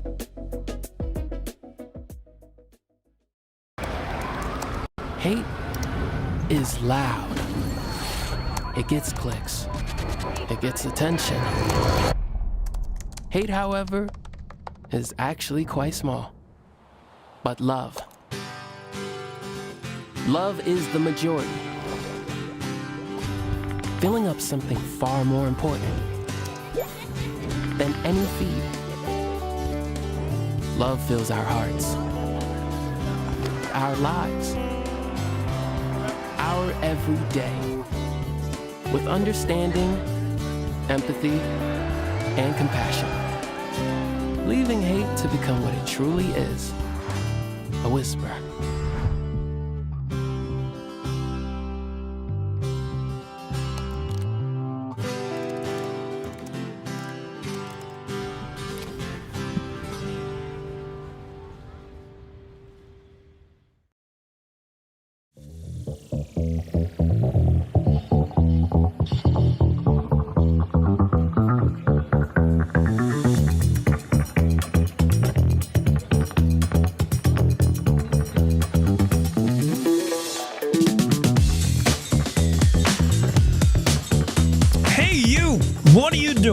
On a Tuesday. Got some snow around here. Some parts of Wyoming got some snow and maybe getting a little bit today if it hasn't arrived yet. That's the day weather forecast. Winter might be here. Don Day says we're in a 2-week pattern that would be one that could deliver winter. I had already given up on it, but I do acknowledge we got to build a snowpack here, or this summer is going to be looking pretty dry, and that's not good. We got a bunch of Jackie Dorothy stories I want to get to. Very interesting. Dee Arps, you're going to meet the 108-year-old woman. Dolores Arps of Worland, who has a lot of, she's lived through 108 years, so she's got a lot of things to brag about. But she owned the first drive-through liquor store in Wyoming. She has that going for her. Of course, in her day, the drive-through liquor store meant you brought your horse and buggy through. And then later, she tweaked it into a vehicle. I think. I don't know. We can ask Jackie when she comes on.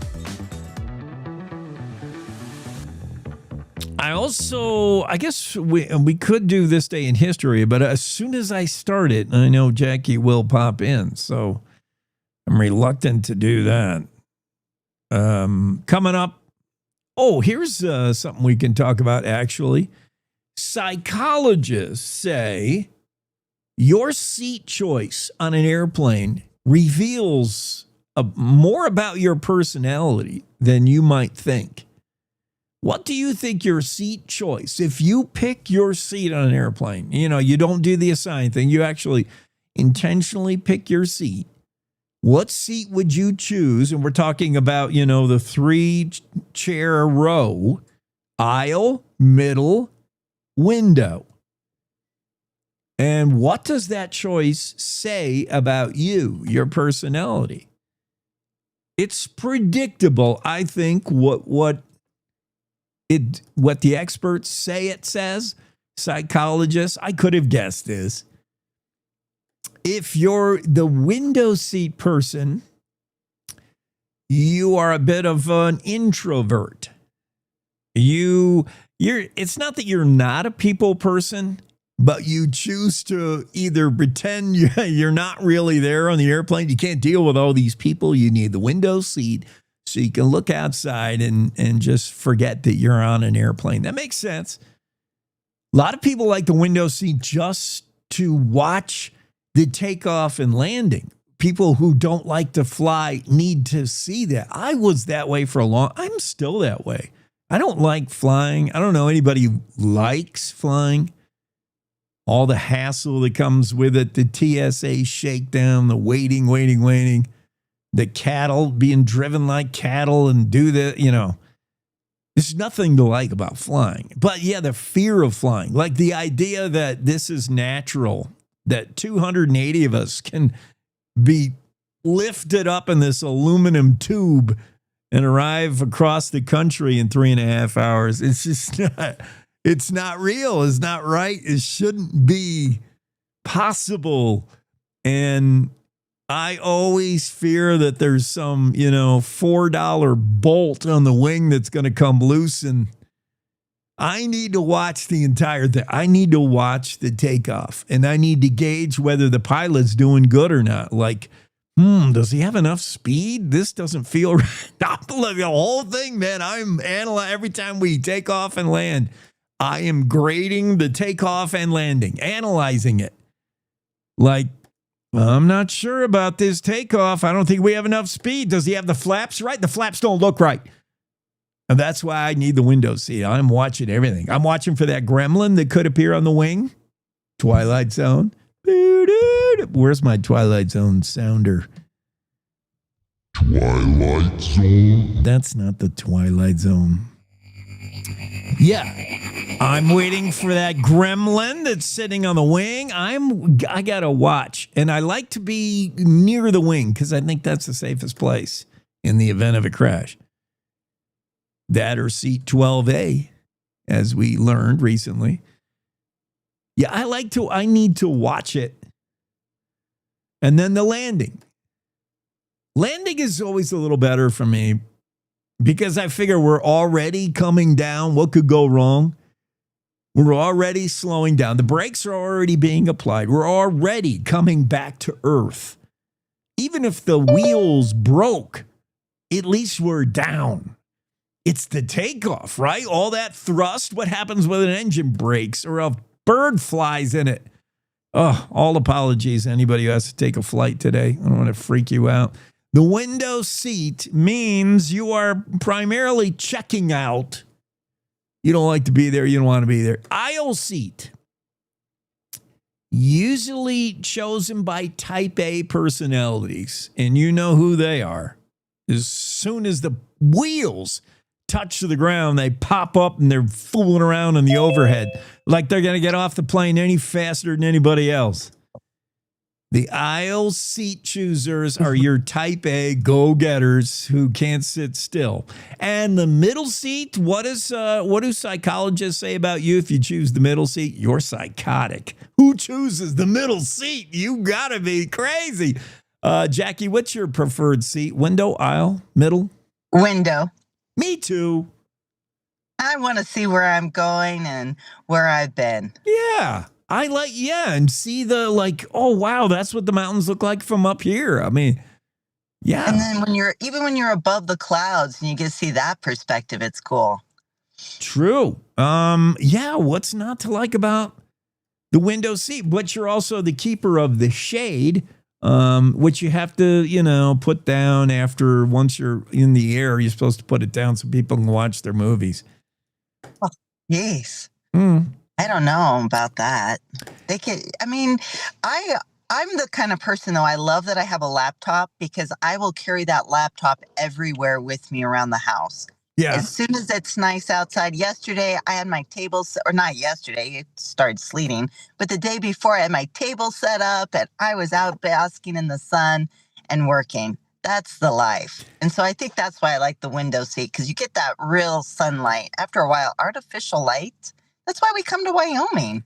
Yeah, I like to see it. To me, it's an added bonus. If we're going to go through the unbelievable physics and engineering of flying, I want to at least see it and witness it. But guess what? A text just came from Jimmy. What seat do you think he prefers? Easy guess. Aisle. Yes. Jimmy would be an aisle seat kind of guy. Jimmy's the guy who is, as soon as, the seatbelt, before the seatbelt light comes off, he's already got his luggage out of the overhead and he's shot first in line. Booking it down he's like, what old ladies? Pushing him out of the way, Right, getting off that lane. He's totally an aisle seat guy. And for that, you should get run over by the beverage cart. Move your foot, sir.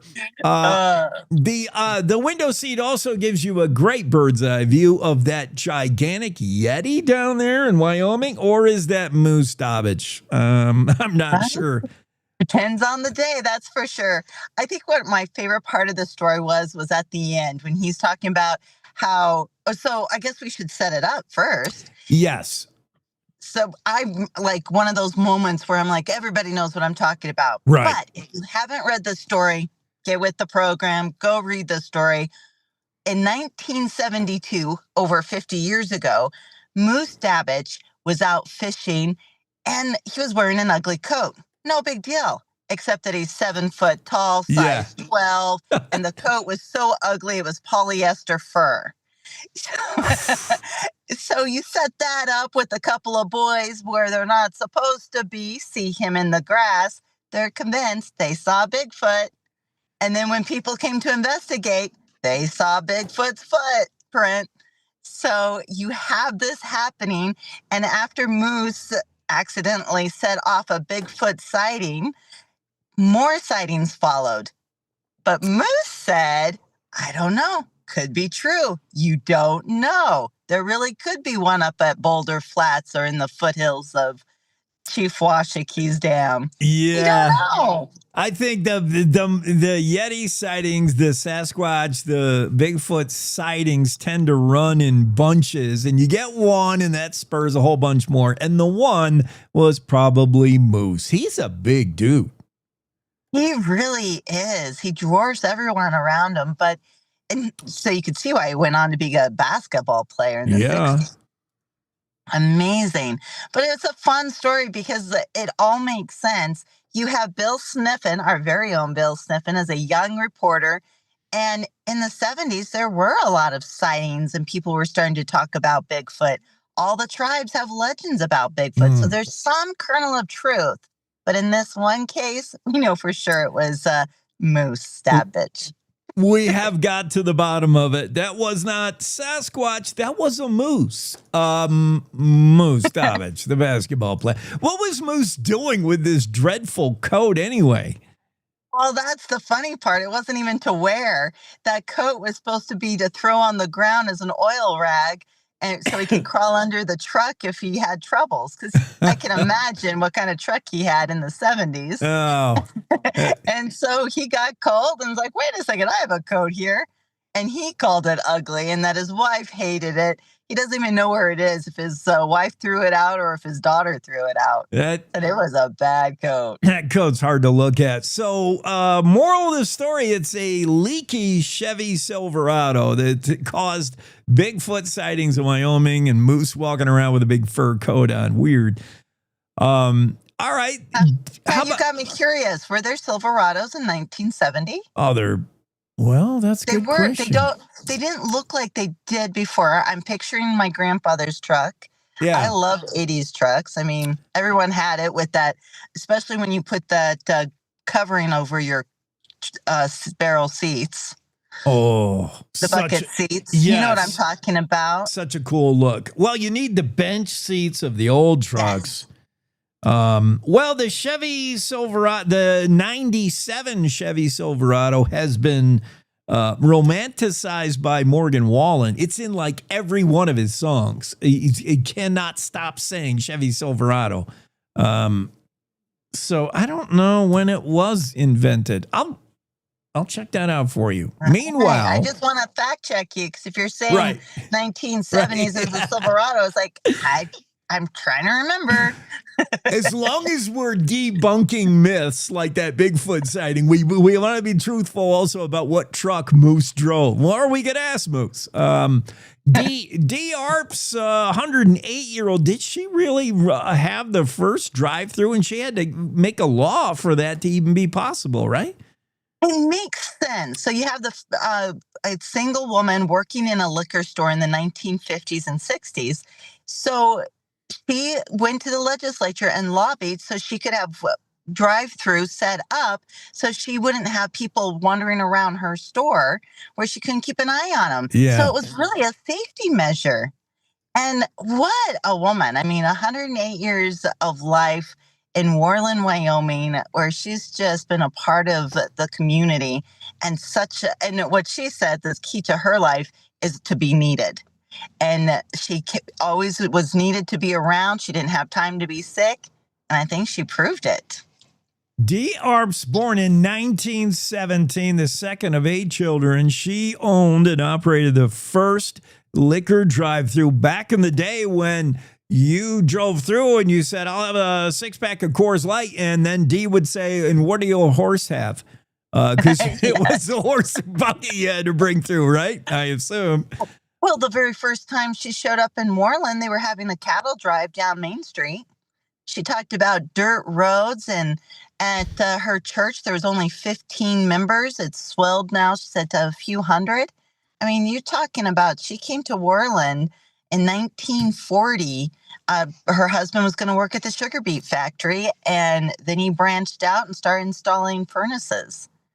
And it's just a fun Wyoming story. Okay. Their whole life is. One thing that Dee probably did not see was a Chevy Silverado, because I have debunked it. It did. The first generation Chevrolet Silverado was launched in 1998 for the model year 19. So how was there a 97 Chevy Silverado? Maybe that's the joke. Oh. Maybe you just discovered something. There was no such The red thing. herring. Right? Yes. Interesting. I need to know more because I'm a Ford guy. Not that I'm opposed to Chevy, but yeah, I got to know more. I'm a Toyota gal. I tell you what. Okay.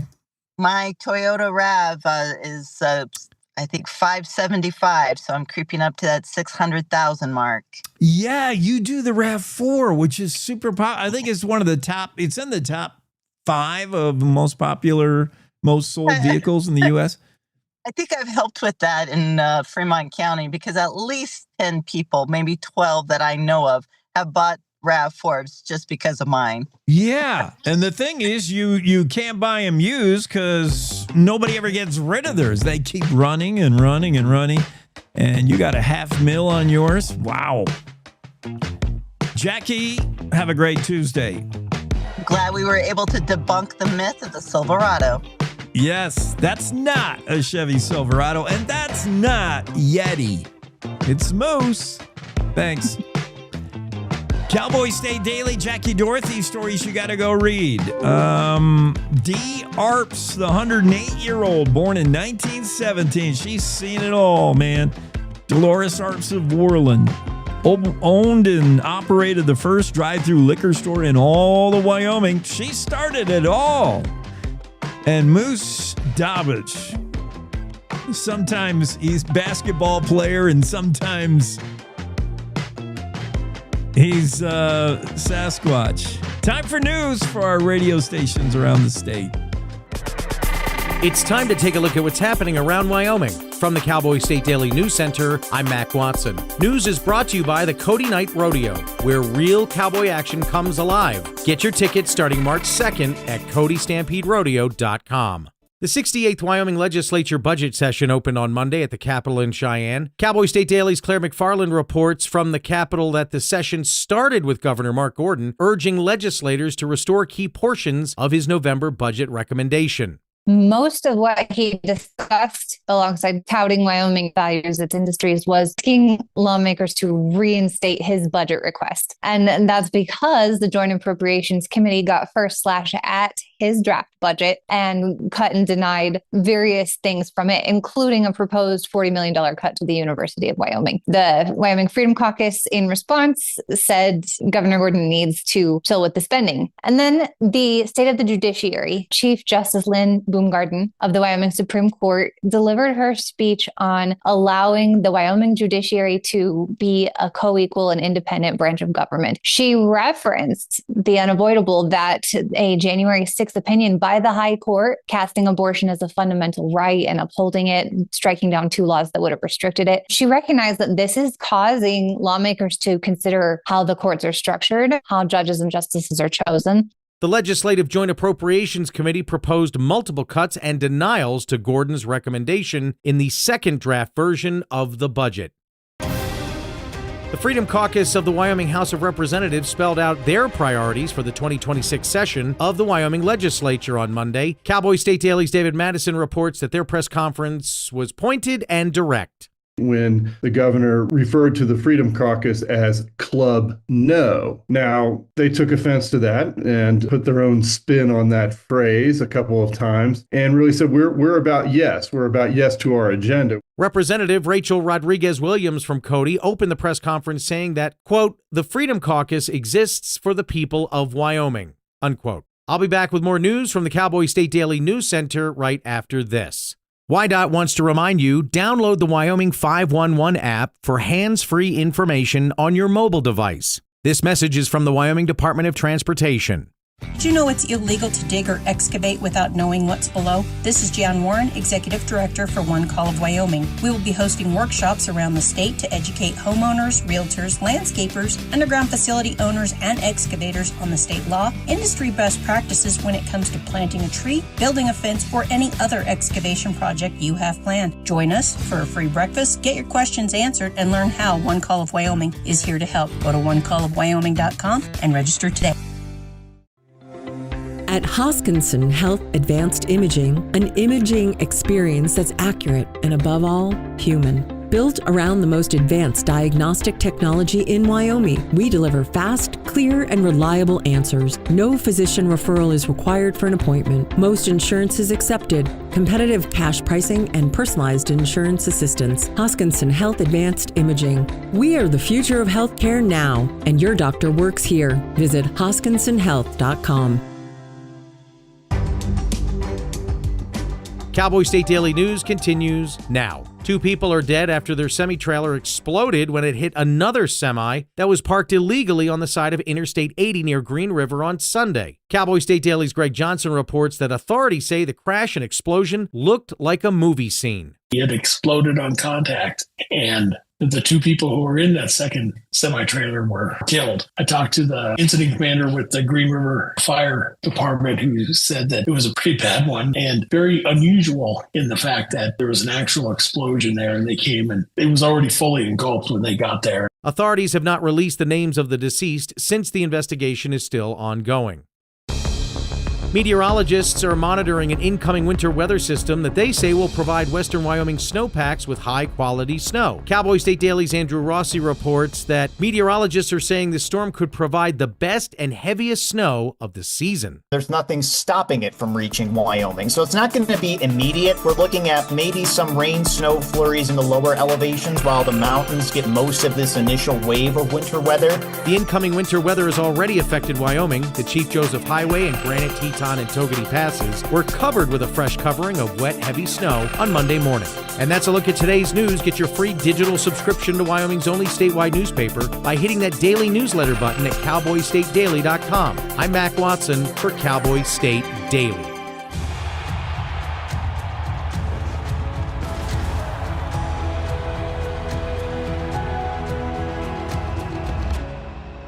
Breathe. Love what you do and you've already won, my parents used to say. My parents whose smiles were my first finish line, who championed respect, whose resilience built mine. Even more than I wanted a gold medal, I wanted a heart of gold, like the mentors who were my balance beams, refusing to let me down, and the coaches who spoke out to anything out of bounds, heroes who never stood on podiums, but stood up for me. Every shot I made, give the assist to those who since my youth were referees, ready to blow the whistle and end abuse.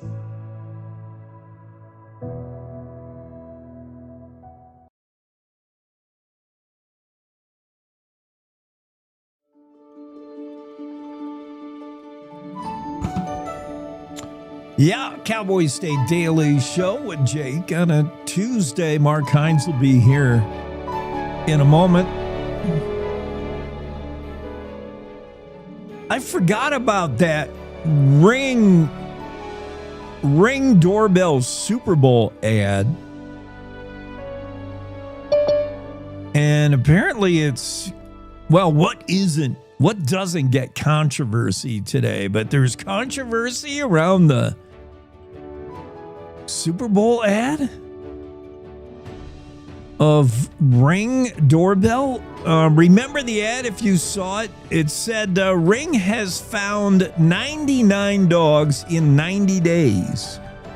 The Ring doorbell, what is the system if you buy into it, and I guess it's free for now to buy in or enlist.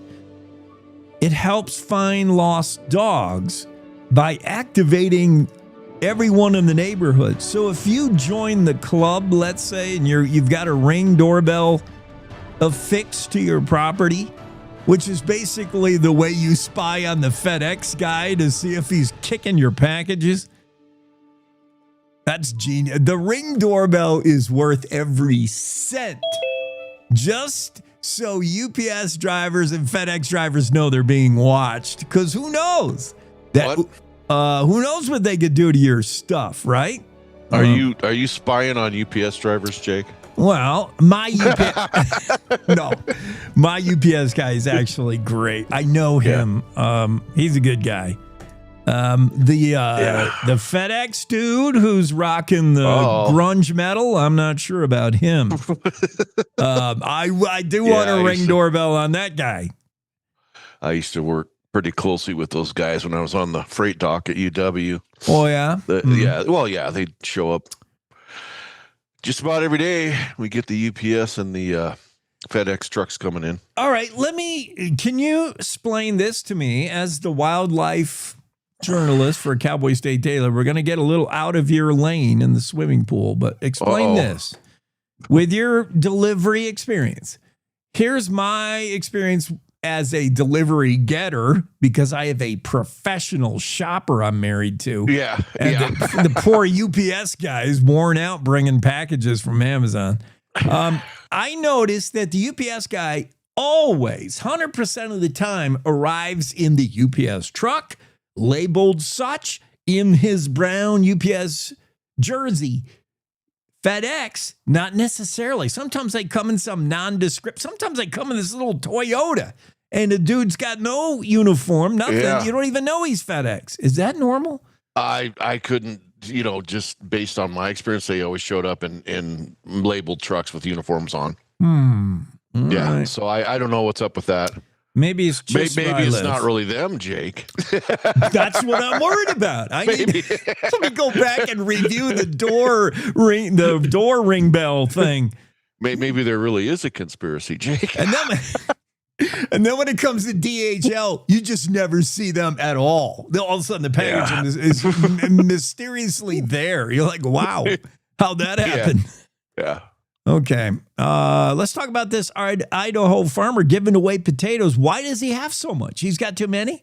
Well, because from a nationwide and even global perspective, there's just a massive glut of potatoes. There's too many taters with not enough places to go. Okay. Specific to him, he has basically, from what I understand, two main market streams. He markets to restaurants and grocery stores, and then he also markets to the dehydrated plants that take dehydrated potatoes to make flakes and freeze-dried potatoes and whatnot. The latter, the dehydrated market, is so saturated they're not taking any more potatoes.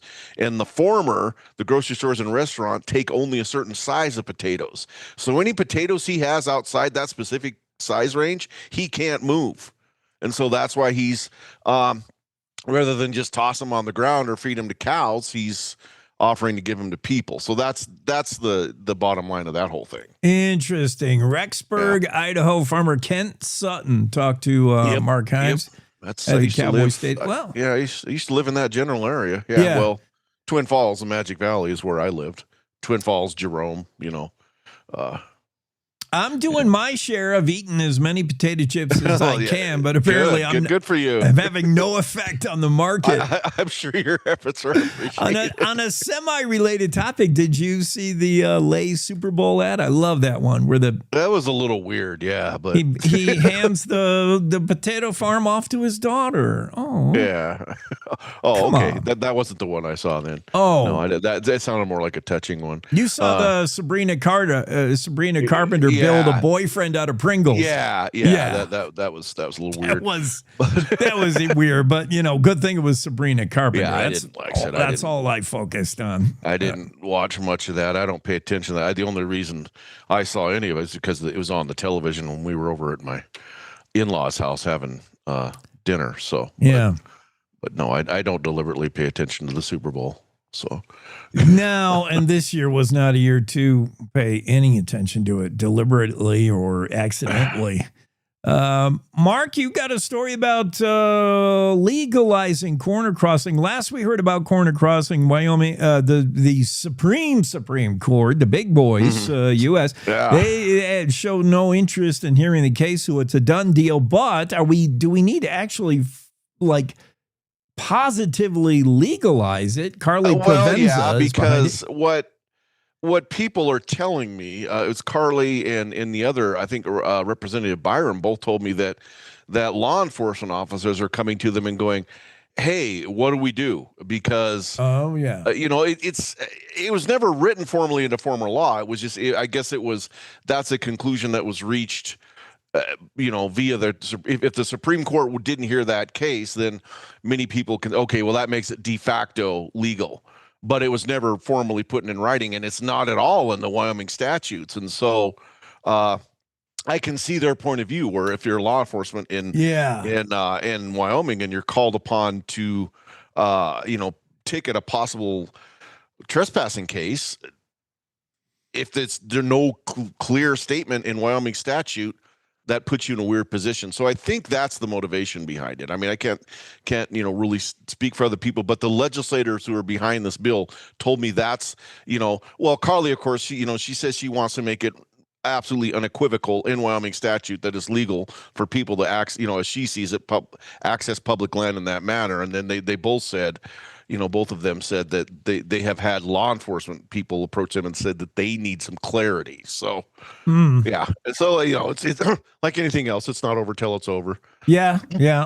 We're talking about HB 19, House Bill 19, which would legalize officially corner crossing and make it easier, I imagine, for anybody wearing a badge. When you have a landowner, a rancher saying, hey, they're trespassing, you can actually feel like you can do something and I can point to this. And it gets parsed. Yeah, it's complicated because it gets parsed down even further, because if it's being done in the commission, allegedly, if it's being done in the commission of hunting, fishing, trapping, or antler hunting, then it's game and fish's purview. Yeah. If it's just straight up criminal trespass, then it's a county sheriff's, so that, it's still, it's not, I mean, the Supreme Court decision set a precedent, but it hardly settled the matter from a state point of view, I guess. Enforcement is down to a mix of Craig Johnson and C.J. Bach's main characters, Joel Pickett and Walt Longmire. One or the other is going to write you a ticket or not. Or not, yeah. Okay. Depending on the facts of the case. Travel Committee Chair Representative Andrew Byron, Jackson Republican, and Carly Provenza are bringing this proposed legislation. Okay, cool.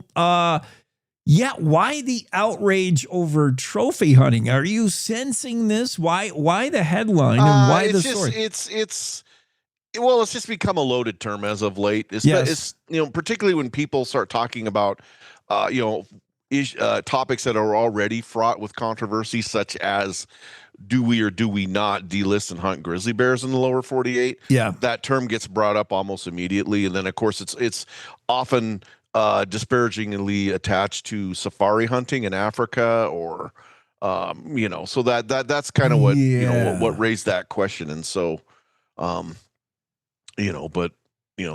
talked to some folks that have actually done it and been involved in it, and then of course the one guy who's on the the animal welfare advocate, who said that, it's kind of one of those things. It's a rhetorical term that people like to use, and they're going to keep using it probably in that context. So again, we didn't solve all the world's problems. We just kind of, that's not our job. We just kind of let people have their say. Have people share their thoughts on it. So I could see why the whole trophy hunting topic, wherever side you stand on, it gets resurfaced when we're talking about potentially having a grizzly bear hunt. Because what would be the purpose of hunting a grizzly or hunting a giraffe or a lion? This is not sustainable hunting. You're not putting these on the dinner table, likely. You're putting them in your den, and that's trophy hunting, and some people just can't get there. Somebody's going to eat them. Who's eating a bear? A lot of people eat bears. Oh, a lot of people eat bears. In fact, I think I did an article a while back on would you eat grizzly bears, but plenty of people that shoot black bears eat them. This from the guy that told us how to cook Puxtatawny Phil. If we didn't like it, I don't know, Mark. If your dietary habits can the burbot, the groundhog, I don't know. You're eating like a West Virginianer.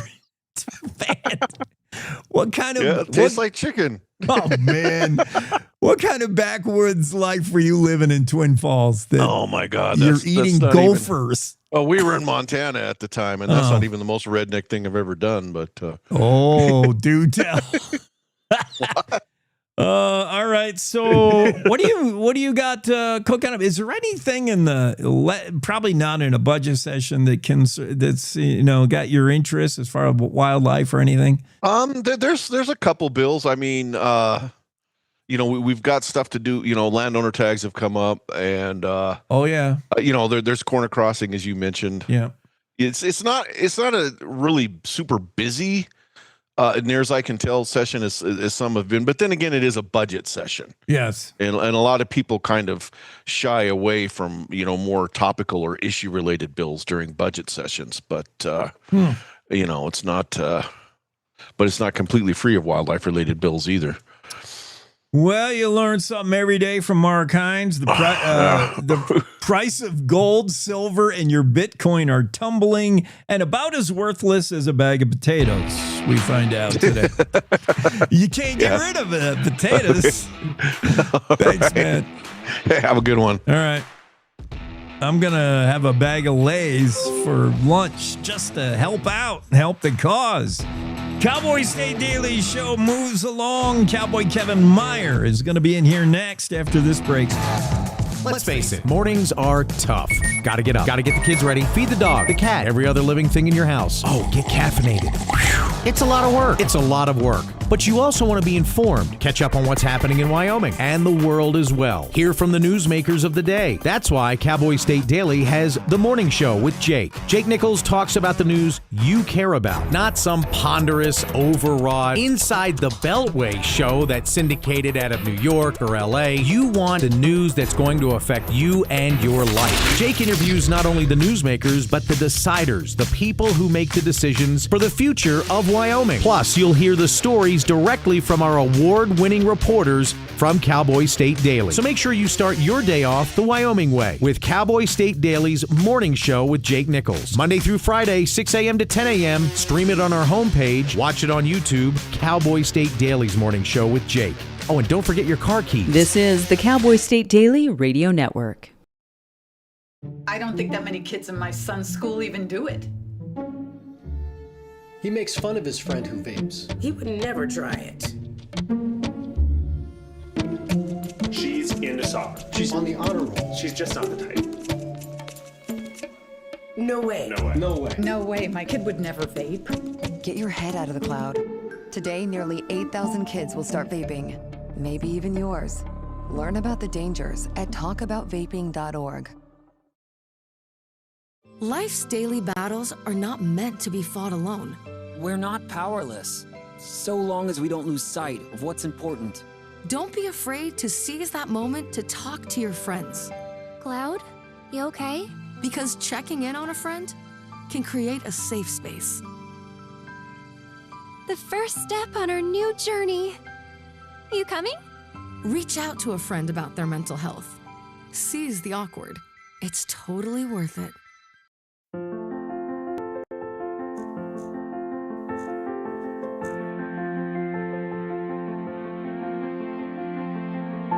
There are a lot of words I would use to describe my daughter. Kind, strong, hilarious. When I think about how much she's experienced in her life, on a journey that we're now on together as a family, I'll make you something to eat, okay? we can't help but be inspired by her every day.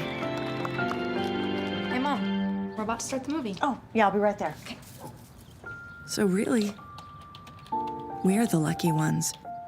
Learn about adopting a teen from foster care. You can't imagine the reward. Visit adoptuskids.org.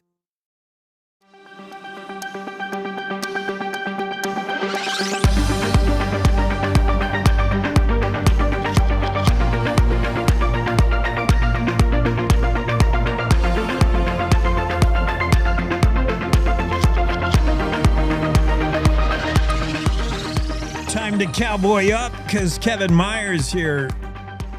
Kevin, what's happening in your world? It's not snowing in Douglas, is it? No, sir, Nichols, it's not. Oh, yeah, Meyer. We're going last name only. I forgot. Dang it. Well, no, it's real beautiful here this morning, and life is not coming at us nearly as fast as it did yesterday. Yeah. You get to watch life go by from the front porch in Douglas at a rapid pace. But it saves us a lot of time because you never have to sweep the porch. Yes, good point. One thing you'll never find on a Douglas porch is a broom. For one thing, it blew away. It's in Nebraska. Yeah, exactly. And for another thing, it's not necessary. All right. One of our listeners on the studio line said the Chevy Silverado's been around since 1975. Okay. Weren't they called CKs before that? Back in the old Yes. days? My dad had a 72 Chevy, and I recall it being a CK. Yes. According to Grok, careful. Grok is Grok's also the entity that's undressing young ladies. Maybe it can put that pickup in a bikini. Yeah. Chevy Silverado first appeared in 1975 as the top tier trim level on the Chevrolet CK series truck. So yeah, it's kind of like the King Ranch of the Fords. The Silverado would have been the elite. If you were driving the Silverado in 1975, that was a fancy CK. You must have been a rancher, not a ranch hand. Yeah, for sure. But I think we would all be shocked if we went back and saw the advertisement to see what that upgraded interior was. It was probably maybe real leather rather than the vinyl. And I heard you talking earlier. Yeah. And yeah, the seat covers were absolutely a must. You had to get those old saddle blanket seat covers. Number one, because it had you could put a rifle in the front of it.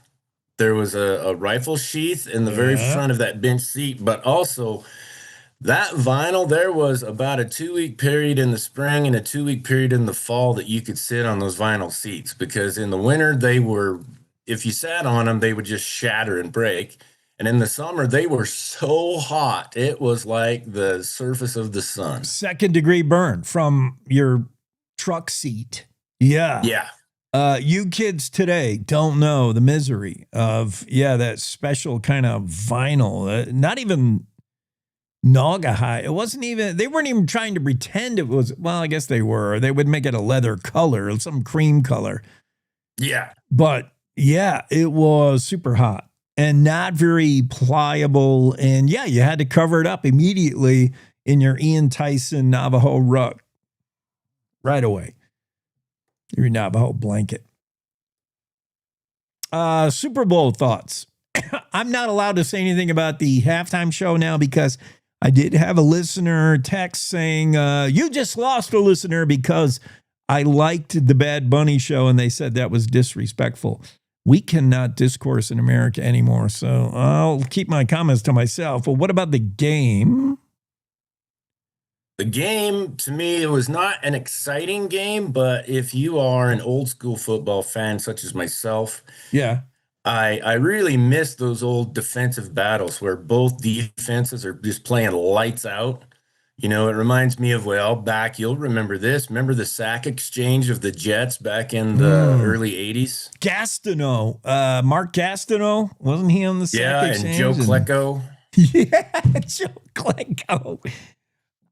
We have to do further DNA testing on Joe Klecko to make sure he is 100% like Homo sapien. Klecko was like another species. Yeah, it's sometimes hard to believe when you look on that field the size of some of those guys. I don't think we're the same species. No, and these dudes didn't even have like the full face masks like they got today. Today they got like a zillion bars on their face mask.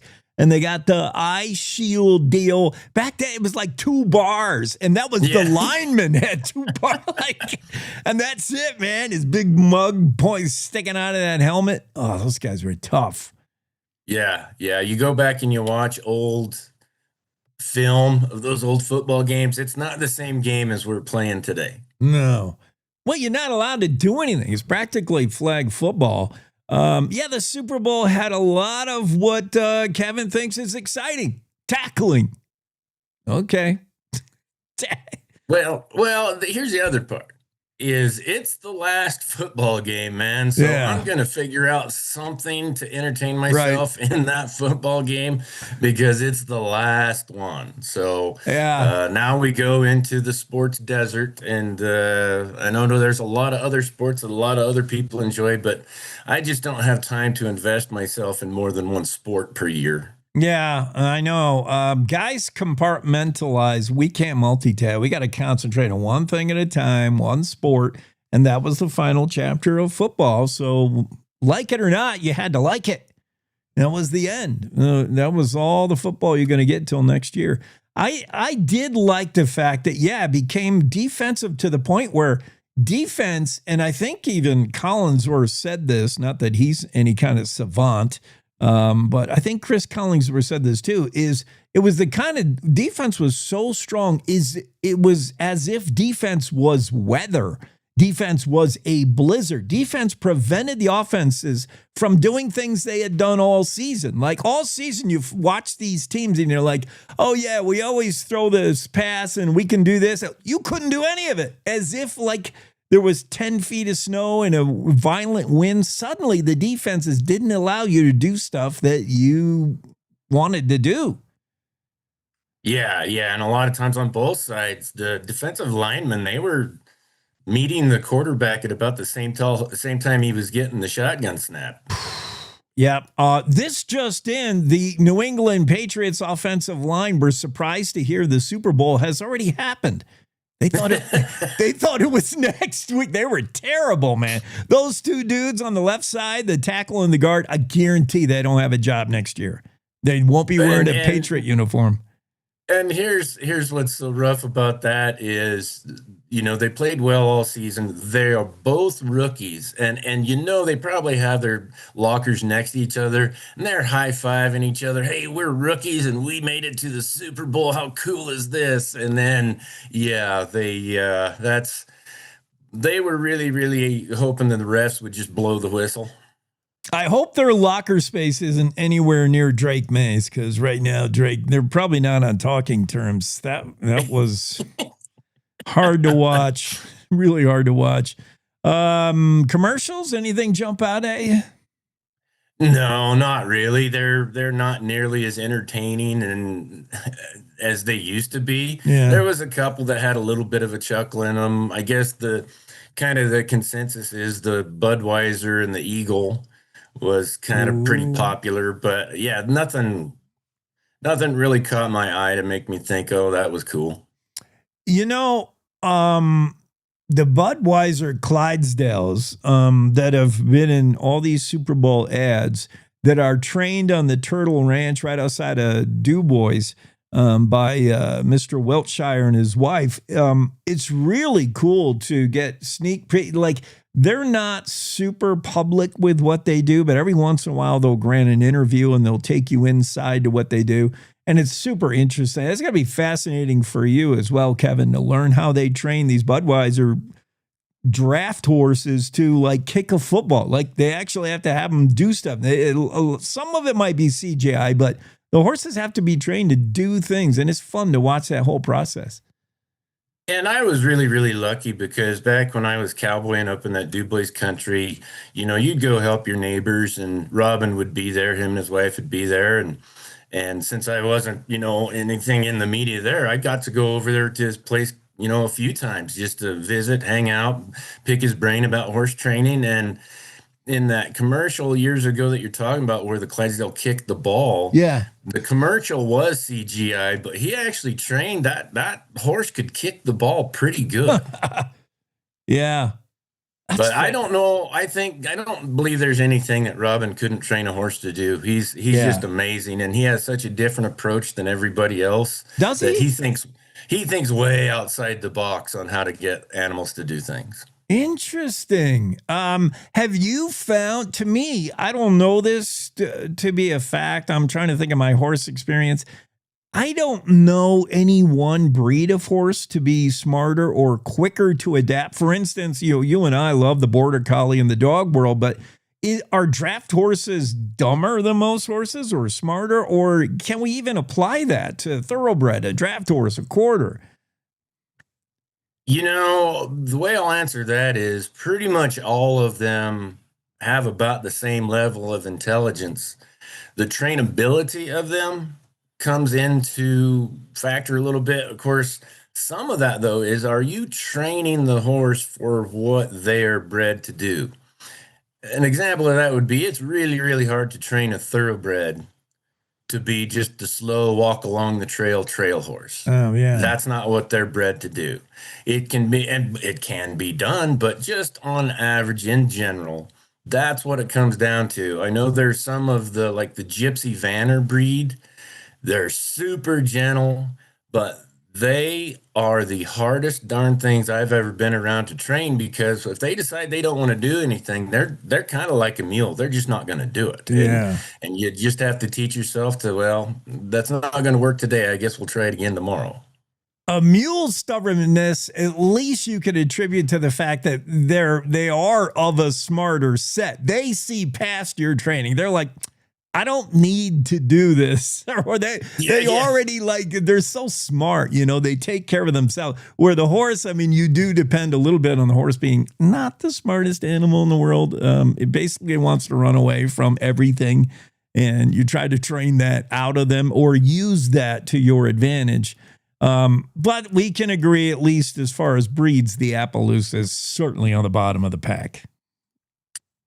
Well, you know, the Appaloosa in this day and age has become such a different horse than what it used to be. Years ago, the Appaloosa breed was just a beautiful breed of horse, long tail, mane. They were really great. And then, almost like with a Australian Shepherd dog, they went to breeding for color rather than other attributes. And they kind of got themselves, and I know all of us have seen that Appaloosa that has 3 hairs on his tail and no mane. Yeah. Well, now it's gone the other direction, and now there's a lot of Appaloosas that have their registered Appaloosas, no spots, no colors, just a horse. Really? Yeah. But they can't swap flies off their butt. Yeah. No, I always felt bad for some of them horses. Okay. What else? Anything in the news you've been following? Well, yeah, the saga with my friend Brittany Miller from Billings, who had her trailer stolen from the Billings livestock market. Dude, you know her?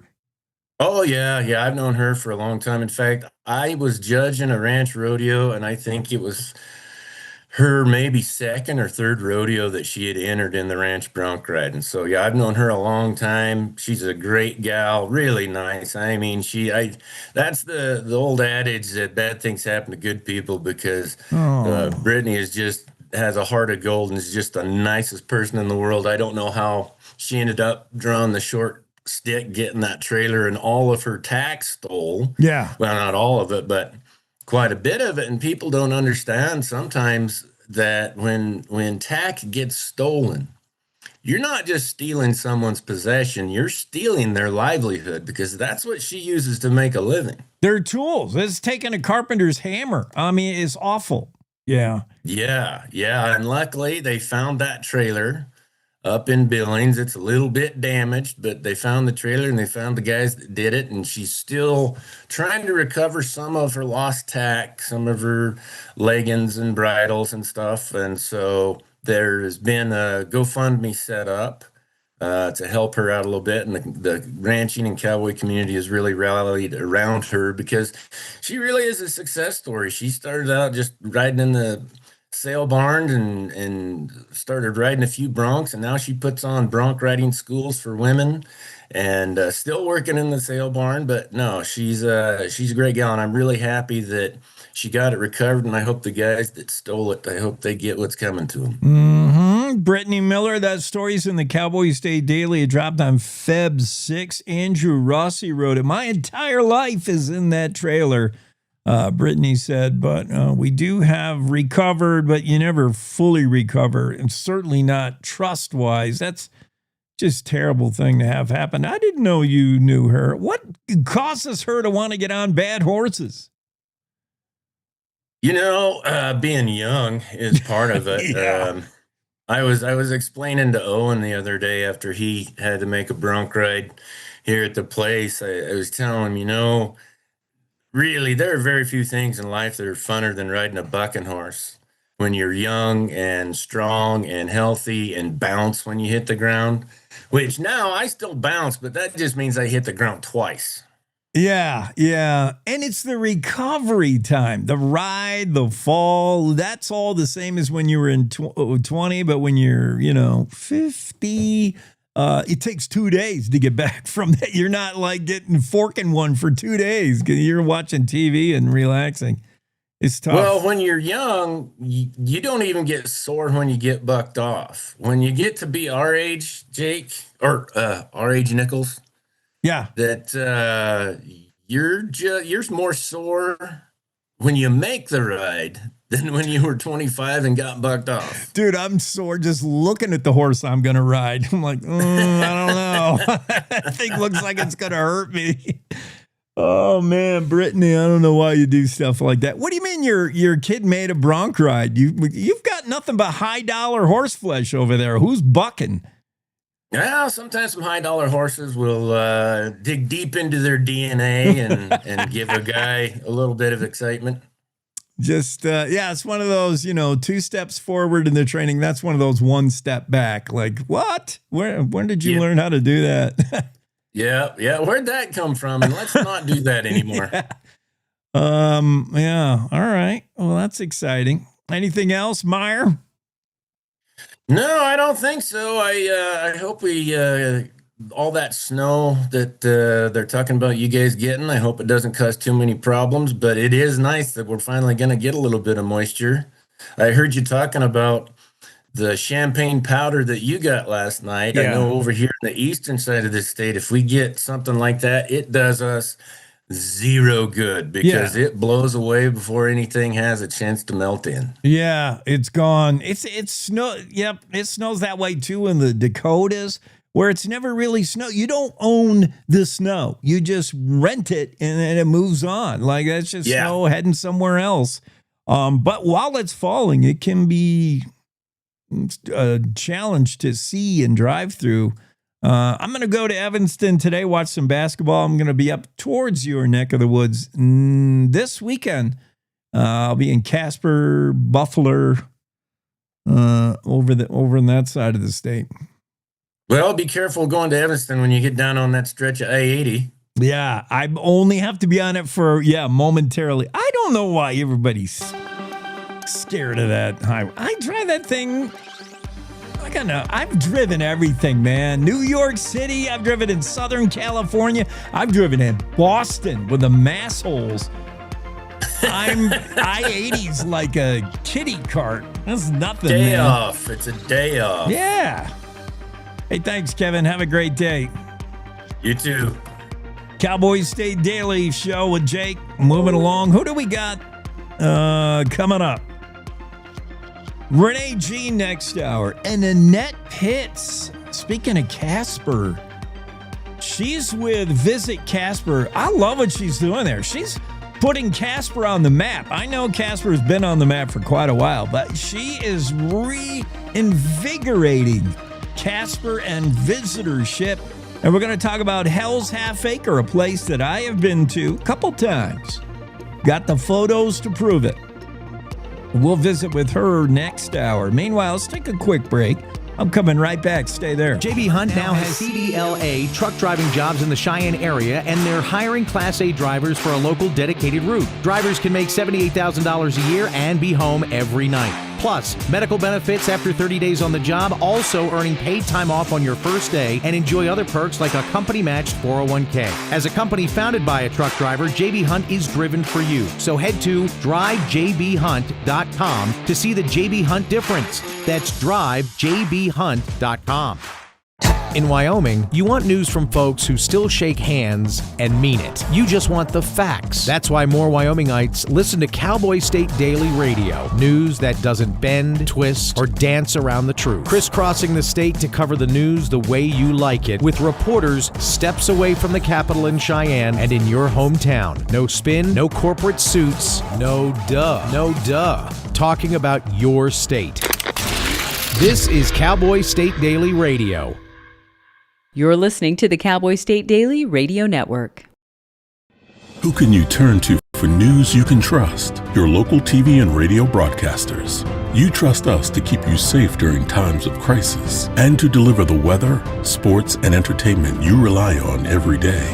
We bring you the facts you need to make decisions that matter. And as misinformation floods social media, you can trust your local stations to deliver the truth. Text TV to 52886 and tell Congress you rely on your local stations for trusted news.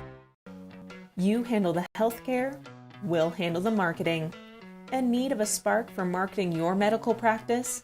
Loom Studio provides creative and strategic healthcare marketing that illuminates the path to bigger and better experiences for your business and your patients. We specialize in branding and design, social media, website design, SEO and SEM, not to mention content creation, public and media relations, and marketing metrics to ensure you're getting results. If you're looking to increase your patient engagement and retention, enhance your community impact, and streamline your marketing efforts, our team is ready to help you achieve your goals. Contact us today and learn more at loomstudio.com. I'm Chris Jakimick. I served in the United States Air Force and I deployed 3 times. So in 2017, I was serving as an Air Force First Sergeant. Our motto in that role is my job is people, everyone is my business. But unfortunately in that year, I would lose my own brother, Lance Corporal Adam Jakimick, to suicide. The majority of veteran suicides are from guns. I store my weapons securely, not only for myself, but for my family. My service never stops.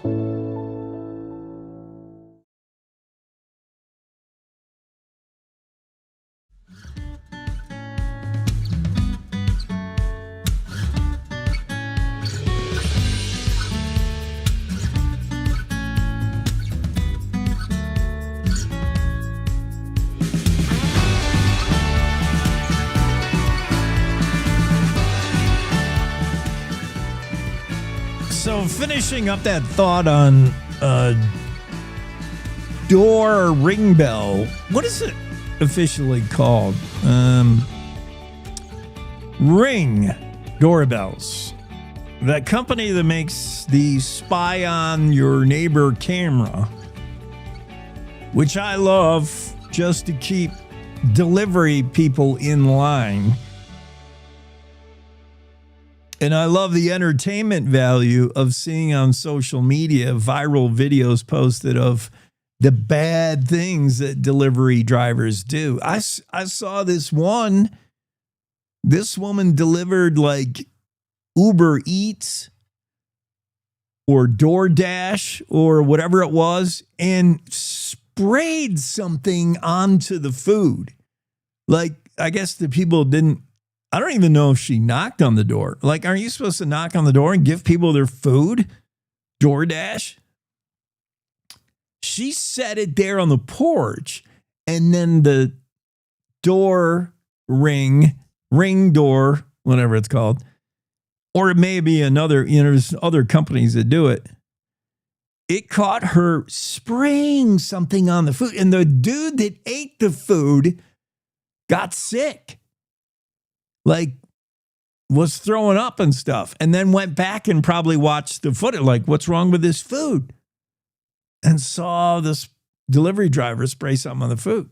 Oh, just one of the reasons. And then how many videos have you seen? I've seen these, and they're endlessly entertaining. I can watch one after another about the bad actors, the bad Santas, the bad UPS drivers that for whatever reason, they're having a bad day. And there's something about your delivery that aggravates them, whether it's the fact that your package is heavy or cumbersome. I've seen the dudes bring your flat screen TV. It's huge. And they can't, it's like a 2-person deal. And they have to bring it to your porch, and you might have a long runway there. And they get mad. I saw one guy, like, end over end the flat screen TV. Like, he didn't just drag it. Dragging would have been bad too. Like pushing it, dragging it, pulling it. No, he flipped it on its end and then flipped it up. Just cartwheeled a flat screen TV all the way to the porch, all caught on Ring doorbell. Or the dude that's scared by your Halloween witch, you know? It's Halloween, you got that display it's motion activated witch, and the dude's delivering your package, and all of a sudden the witch is like, hey! It scares the crap out of the UPS driver. He gets so mad, he kicks the ever-loving weasel out of that witch. I probably would too. If something on your porch scared me, I would get so mad, I would totally drop kick it. I can't blame him. But all this stuff that's caught on these Ring doorbells, they're good to have, I think. But there's also privacy issues. And you probably saw the Super Bowl ad. I'm reading this story on Business Insider. It's not what I thought it was. It's Ring doorbell's Super Bowl ad causes controversy, and I why I thought it was controversial isn't why.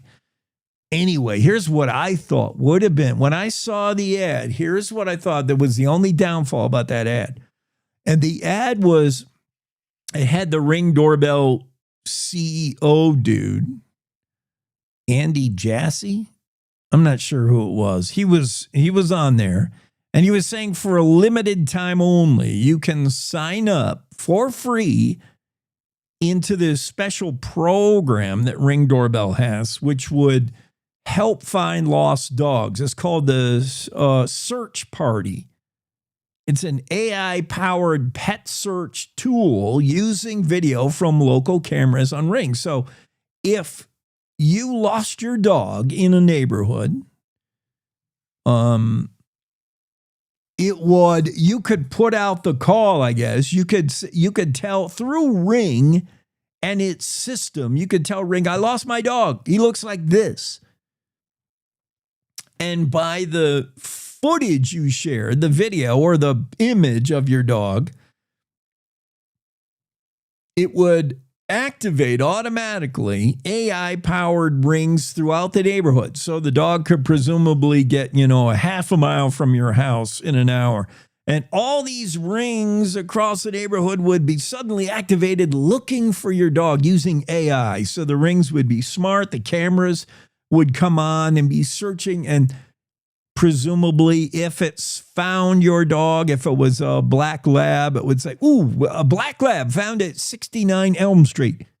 Seen it, 69 Elm Street at 1:27 p.m. Very useful. Of good use of AI and tech and stuff. But it requires you as an owner of Ring Doorbell to opt in. Your doorbell presumably wouldn't be working without your say-so. It wouldn't do this search party thing without you signing on to saying, yeah, that's okay with me. And I thought the controversy was going to be regarding privacy issues. Like, do I want my Ring doorbell camera to have any decision-making at all? Do I want to be the one that goes and looks at the footage? Or can the footage be used and shared? My video from my house, can that be used and shared in a neighborhood fashion, even if it's under the premise of looking for a lost dog? I would be inclined to hesitate to sign up for that service because it sounds really Orwellian. It sounds future spying. I don't know. There's something about, while I love the fact that we can get dogs back with their owners, in fact, Ring, this search party Ring doorbell feature says in the ad, they've found 99 dogs in 90 days since their launch. That's impressive. That's a dog a day. I'm good at math.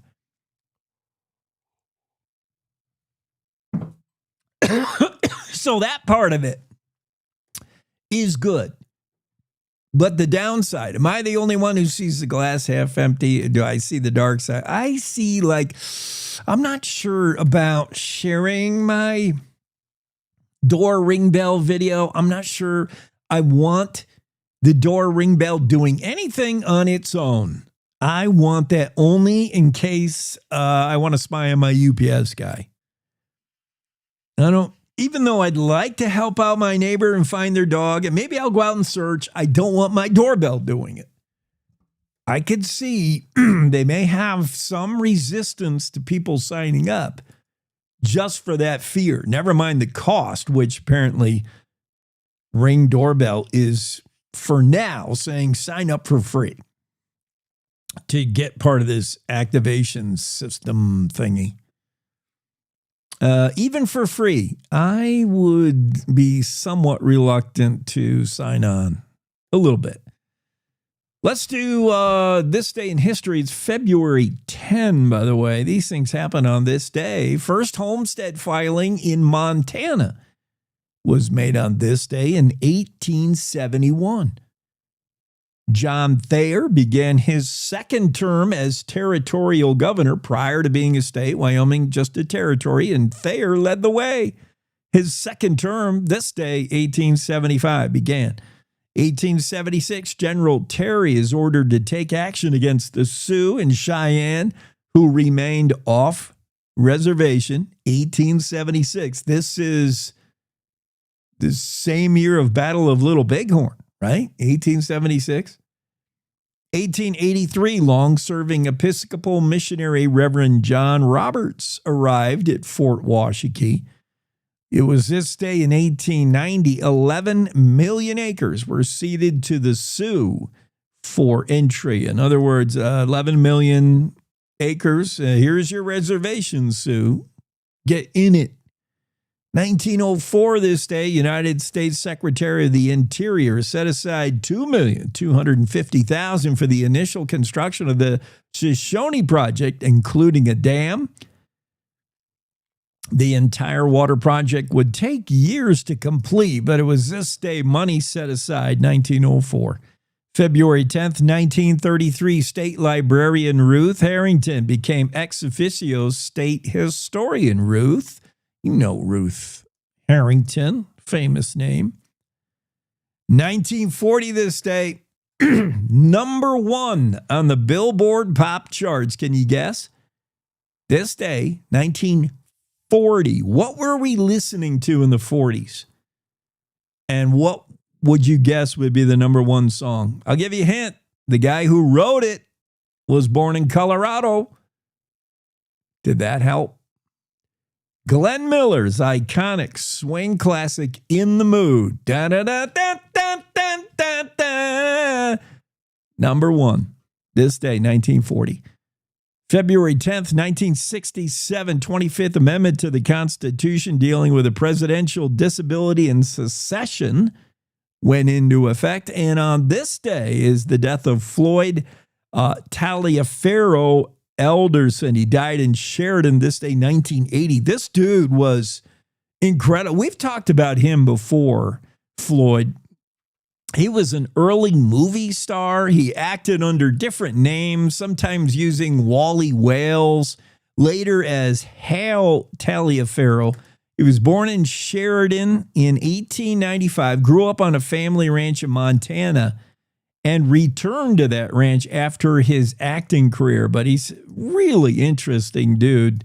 And it was this day he died, February 10th. Let's find out what's going on in the rodeo world. It's the Rodeo Roadshow on the Western Ag Network. Hi, everybody. I'm Will Rasmussen. Over the weekend, Rodeo Rapid City ended. We talked about that yesterday. Also, Fort Worth, Texas ended. Another huge rodeo, a lot of money, and the winners of Fort Worth get a flat $20,000 plus all the money they won in between. We'll talk about the winners in Fort Worth on the Roadshow coming up next. Hello, cattlemen. Crutchman Angus invites you to their annual bull sale on February 28th in Buffalo, Wyoming, where they'll sell over 70 yearling Black Angus bulls. If you like breeding bulls with natural muscle, shape, and volume, along with excellent carcass traits in a calving ease package, then join Crutchman Angus February 28th at 1 Buffalo Livestock Marketing, Buffalo, Wyoming. Videos and details at CrutchmanAngus.com and bid live on DV Auction. Improve yield without an extra step with QuickShot, a quality fluency agent and full nutrient package in one ultimate planter box treatment. QuickShot provides all the benefits of a seed lubricant, but with a powerful jolt of nourishment. This improves uptake and vigor during emergence, leading to a stronger stand establishment and increased uniformity. Go with QuickShot to help your seed reach its full yield potential. Contact your local Helena representative or authorized dealer for more information about QuickShot. Always read and follow label instructions and check registration status before use. Big money was doled out in Fort Worth, Texas over the last 3.5 weeks, with the finale coming on Saturday and the winners announced, and a lot of money. Boy, I'm telling you, Tilden Hooper from Carthage, Texas, wins the bareback riding. He is a 10-time national finalist, and a good start for him, and good for him in 2026. In the steer wrestling, Bridger Anderson from North Dakota and Tristan Kalawai from Hawaii split the steer wrestling event. In the team roping event, Corbin Cully from Iowa and Trent Vaught from Arkansas. There's some names you haven't heard, and we will hear from them as we progress through 2026. Saddle bronc riding split between Australia's Darcy Radel and Utah's Rusty Wright. He is back and better. We're going to try to snag him on the road show. Kincaid Henry, the young tie-down roper from Texas, wins the tie-down roping. Cassie Mowry, the two-time reigning world champion barrel racer, wins the barrel racing event. Jill Tanner wins the breakaway. And Trey Kimsey, who had a tough year of it, the younger brother of Sage Kimsey, wins Fort Worth in the bull riding. He had a tough time last year. He's back this year. On the Rodeo Roadshow, I'm Will Rasmussen on the Western Ag Network. Back to the studio. Cowboy State Daily Morning. It's time to take a look at what's happening around Wyoming. From the Cowboy State Daily News Center, I'm Mac Watson. News is brought to you by the Cody Night Rodeo, where real cowboy action comes alive. Get your tickets starting March 2nd at CodyStampedeRodeo.com. A Park County man who claims to be the business partner of a 90-year-old Cody woman with a failing memory is accused of stealing more than $100,000. Cowboy State Daily's Greg Johnson reports that Joseph Newton is accused of stealing from her over at least a 3-year span.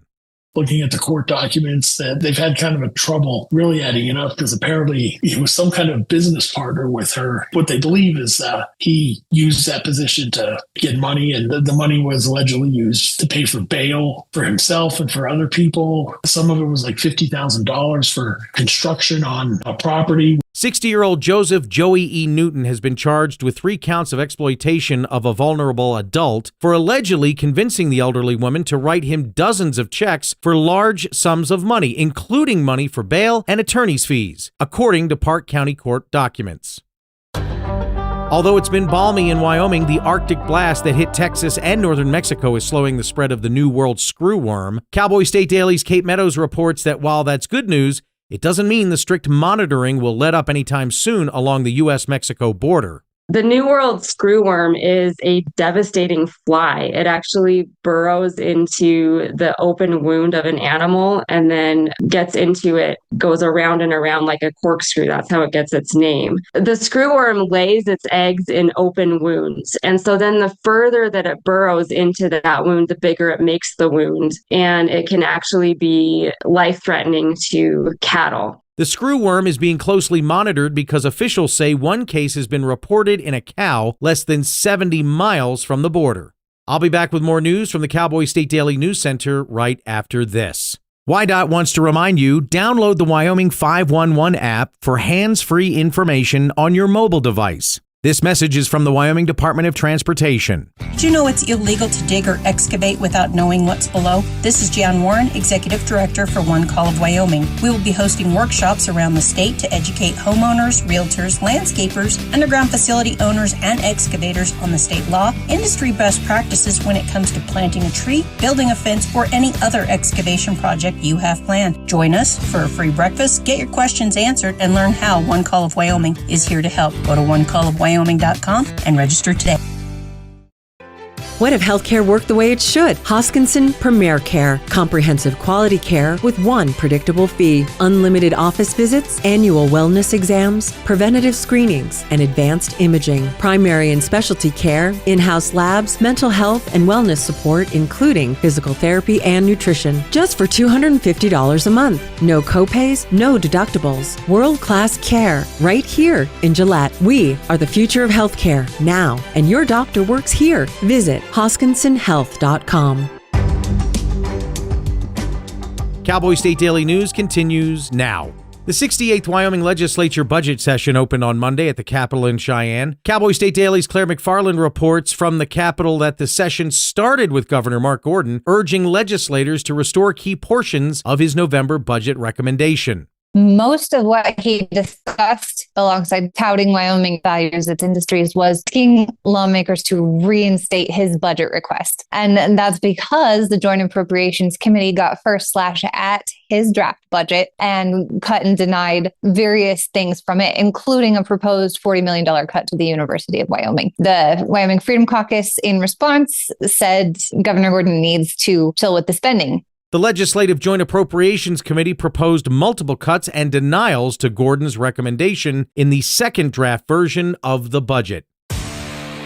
The horror comedy movie Sharktana begins filming at the Lost Horse Lodge in Montana on Monday. Cowboy State Daily's Anna Louise Jackson reports that the movie is about warm temperatures, melting ice that held sharks frozen in a remote cave. The director's from Hamilton, which is south of Missoula in Montana. He is known for horror movies. He's made several independent films. He writes his own movies, but he was passed the script from a first-time screenwriter, a guy who worked at a local ski area in Montana.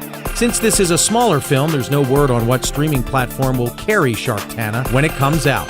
And that's today's news. Get your free digital subscription to Wyoming's only statewide newspaper by hitting that daily newsletter button at cowboystatedaily.com. I'm Mac Watson for Cowboy State Daily.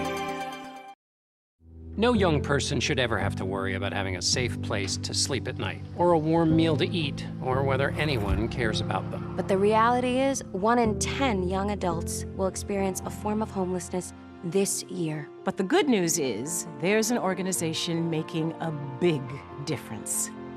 Covenant House. For over 50 years, Covenant House has been helping youth in crisis and giving them the support and the tools they need to succeed in life. I have no words to express how Covenant House changed my life.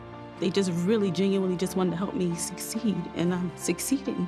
When youth who are experiencing homelessness have a hot meal, a safe place to sleep, and love, most of all love, they can overcome heartbreaking challenges, and their lives are transformed. Covenant House is changing the lives of young people in cities across America. To learn more, go to covenanthouse.org today. Thank you for caring.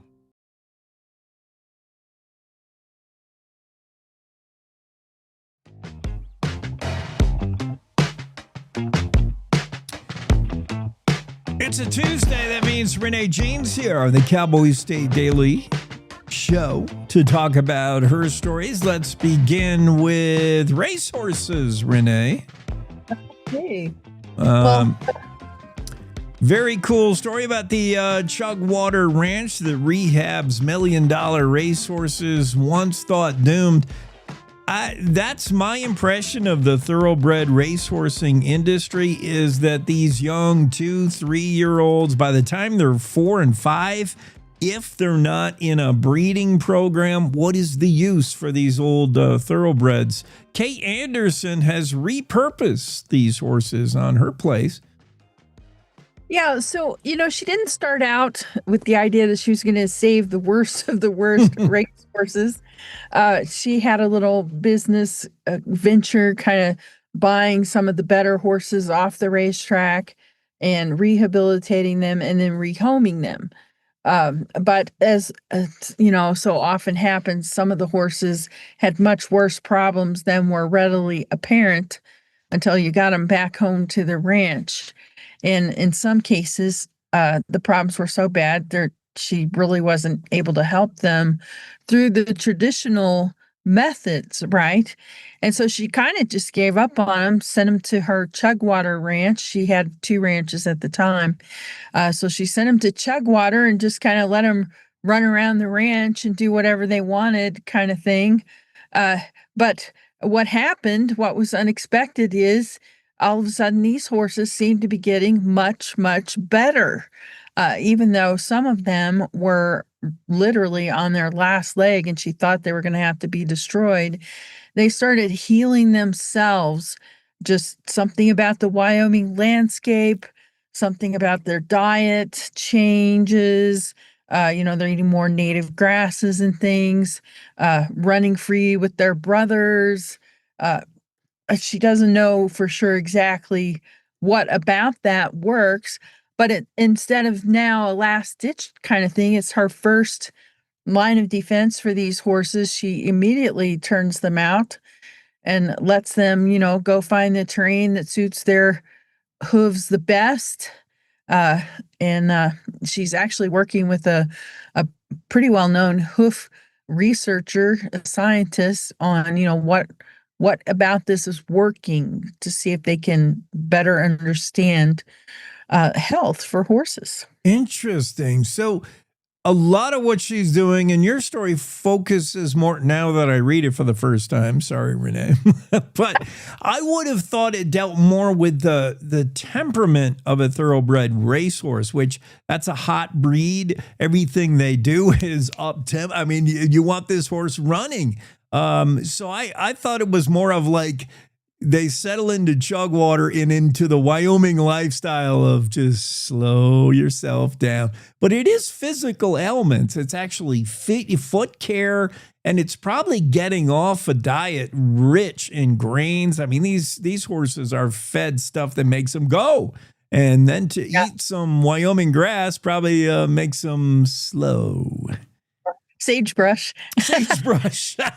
I don't think you should expect these horses to be slow, though, Jake. They get out there together in their herd and they're running. Oh, yeah. Speeds. Yeah. Horses, when they were coming in, I thought this was interesting, too. They're not trapped in a pen when these guys are working on them. They come running in to see the human part of the herd. Hey, what's going on? Yeah. And then somehow the word spreads and more of them show up. Funny how that happened. Yeah, it's like throwing hang out there at the gate, and they're not getting any food or anything. It's just, oh, hey, the human part of the herd is here. Let's go say hello. It was just like my Super Bowl block party. I just meant it to be me and some close friends. The next thing you know, the whole neighborhood's there if you leave the garage door open. And so when the horses would come in, they would come running in at top speeds. They were clocking. Right. I mean, getting there quick is that's different when you're talking about an ex-racehorse, thoroughbreds. Yeah, they can get there quick. We got to hurry up before they leave. Yeah, Kate Anderson, what she's doing with these racehorses, really cool, really unique. I love that story. We're going to have somebody who's on after you. Annette Pitts, Visit Casper, is going to be on. And she's going to talk a little bit about Hell's Half Acre. I have been there back when it was closed for business, technically. But I snuck in through the fence. There was an opening. I didn't know at the time I was there about the Starship Trooper movie history. I just thought it was a cool place, and it is really cool, the features. But it's a neat place. And then I learned more about it, and now I want to go back now that it's officially open. What does officially open mean? Well, so they have built an observation deck there. They've got picnic tables there. They're going to have interpretive signage, some toilets, all the kind of things that make it a little roadside park. You can stop, you can go out and take your selfies on the observation deck. You can see really well, so there's not as much need for people to kind of sneak in like there was before. People were sneaking in to get a better picture. Yeah. Because, the fence kind of kept you pretty far Guilty. back. hard to see. Well, lots of people were doing that. I went and looked at TripAdvisor, and there were all kinds of entries explaining to people how the best way to get around the fence. Well, there you go. So, yeah. And I think, that's part of Visit Casper kind of kept tabs on the fact that so many people from around the world were making a stop here because it was a Starship Troopers movie place, but it's also just kind of a really cool place. It's a place where you can go to feel like you went out of this world without actually traveling to Mars. Yeah.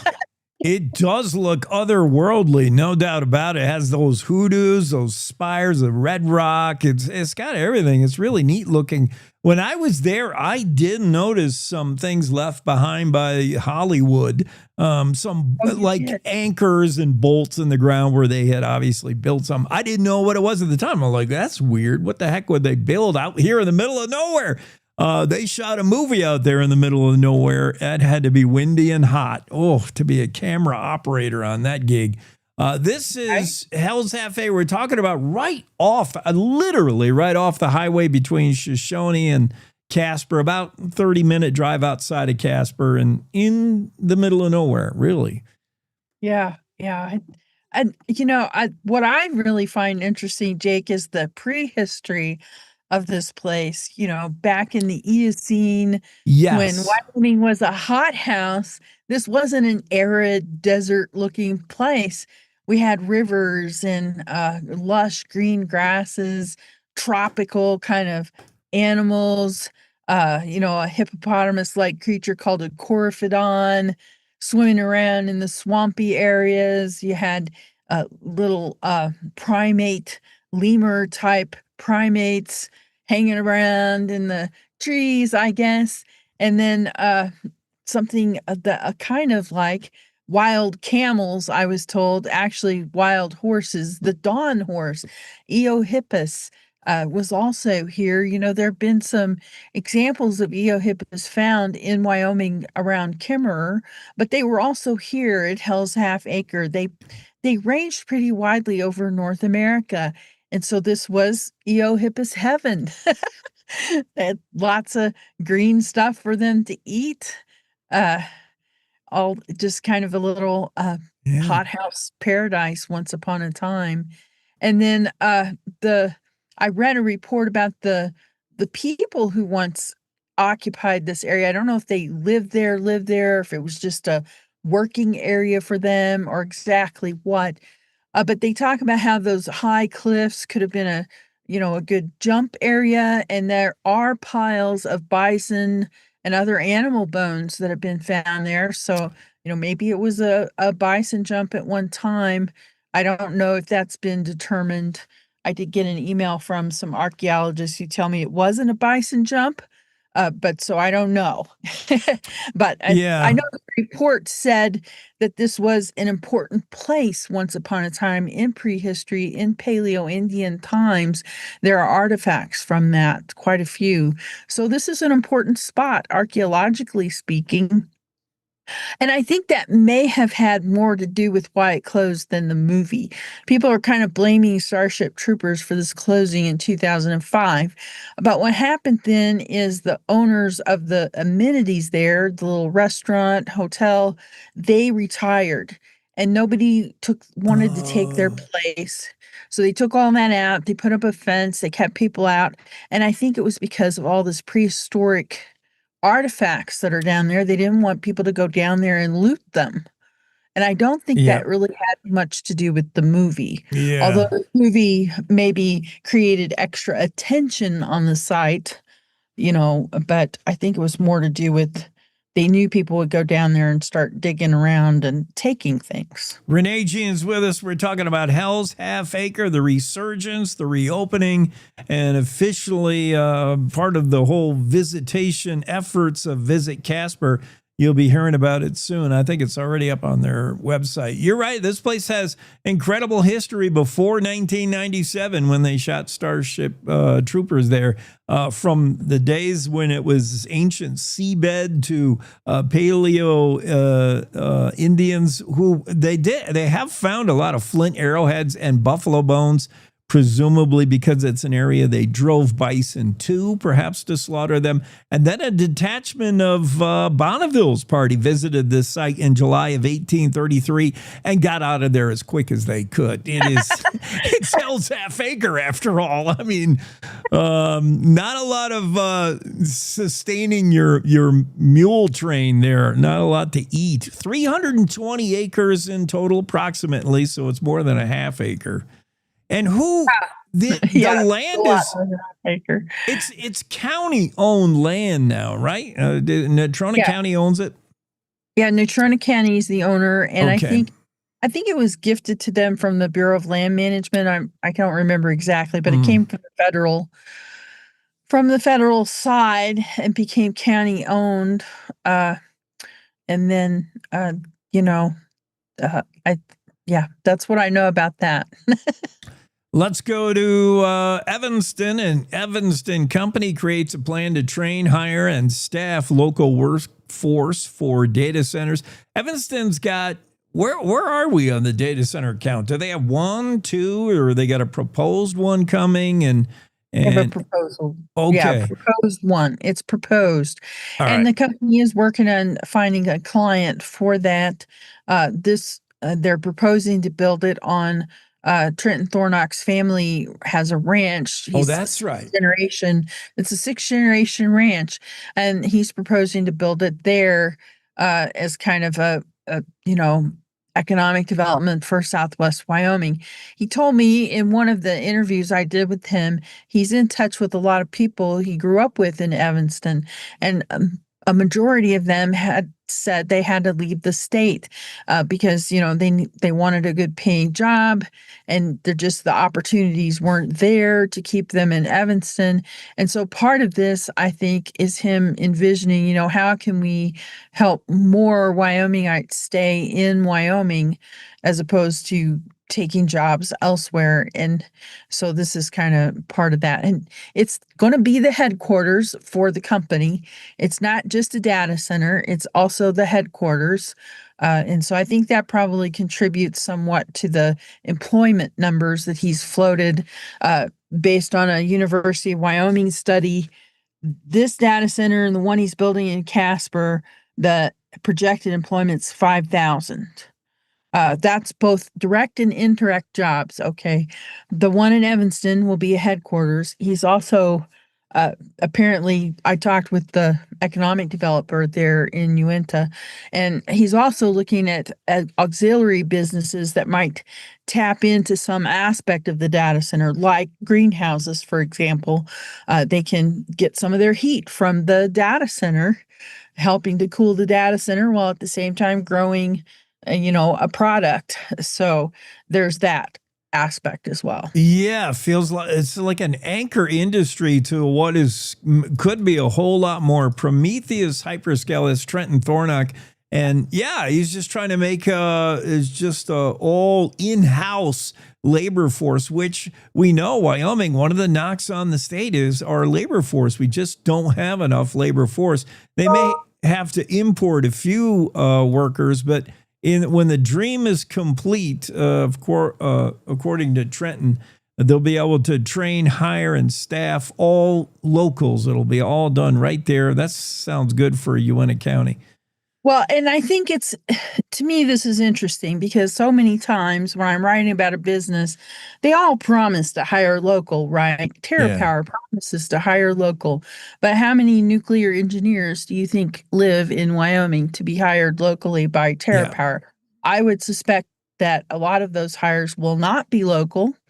I have asked them for a list of, you've got 110 people working there now. How many of them are from Wyoming, kind of thing? They haven't been super forthcoming about that. Yeah. But so, to me, the fact that he's willing to set up a training program so that people who are qualified to take the positions he has, I think that speaks to he's got a stronger intention. He's not just saying he wants to hire local to sound good. He's actually trying to make it happen. So I think that's kind of actually a cool aspect to this.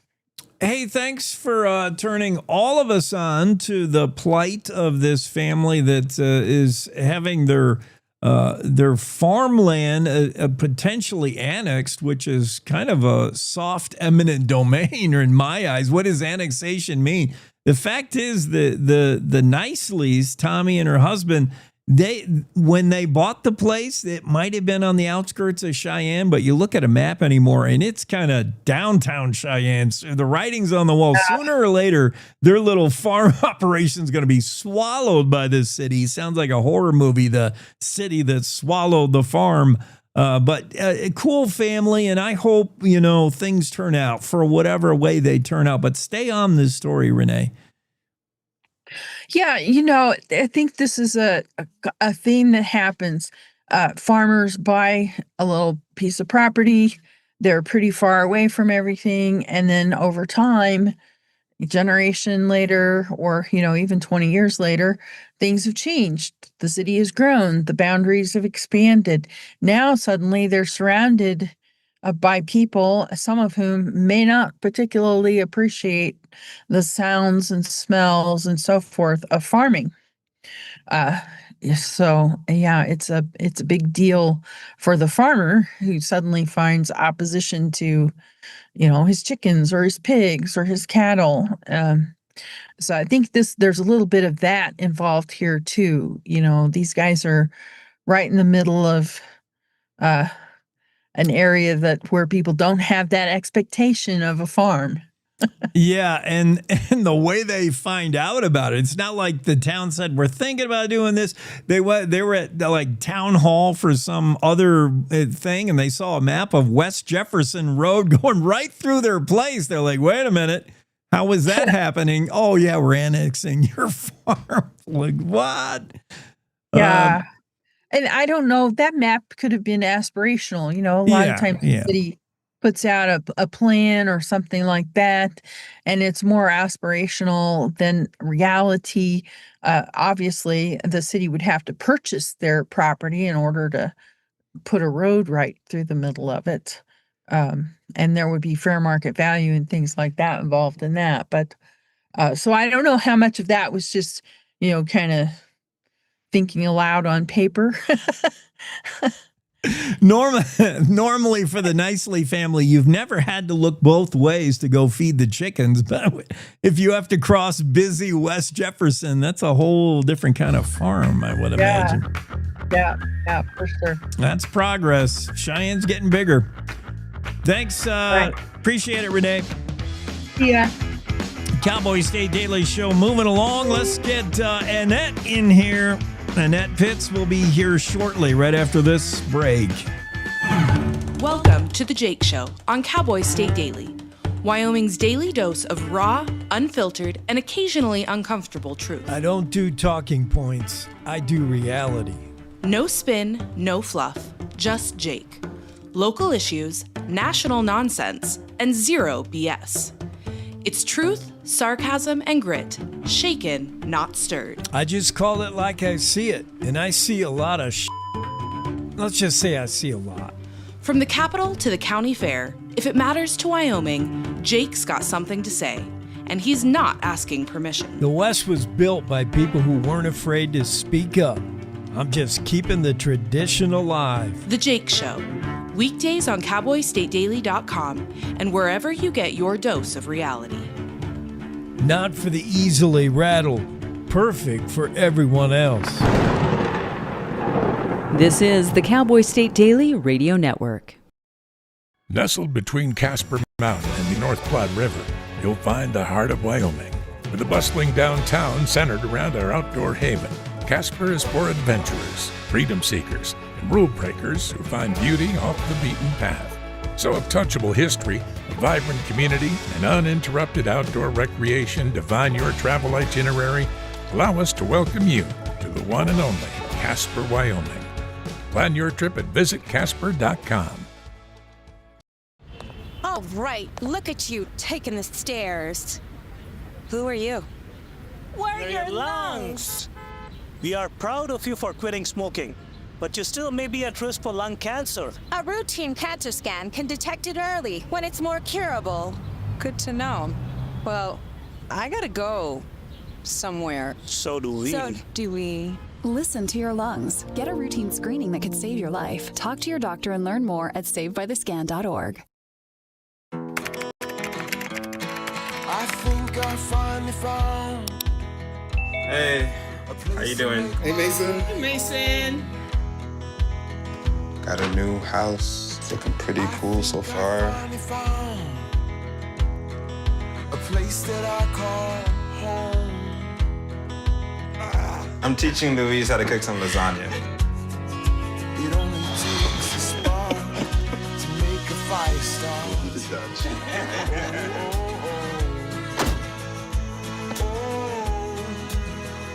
Thank you. Study, please.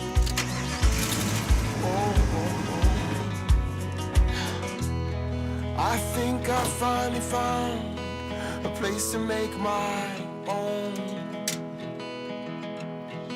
A place that I call home. This place that I call home.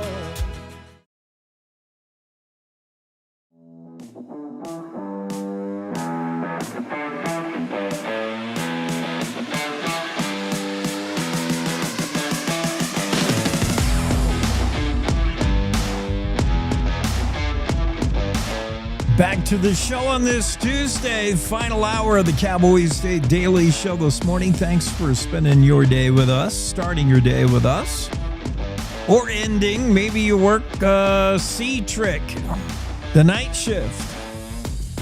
Does anybody call it C-Trick anymore?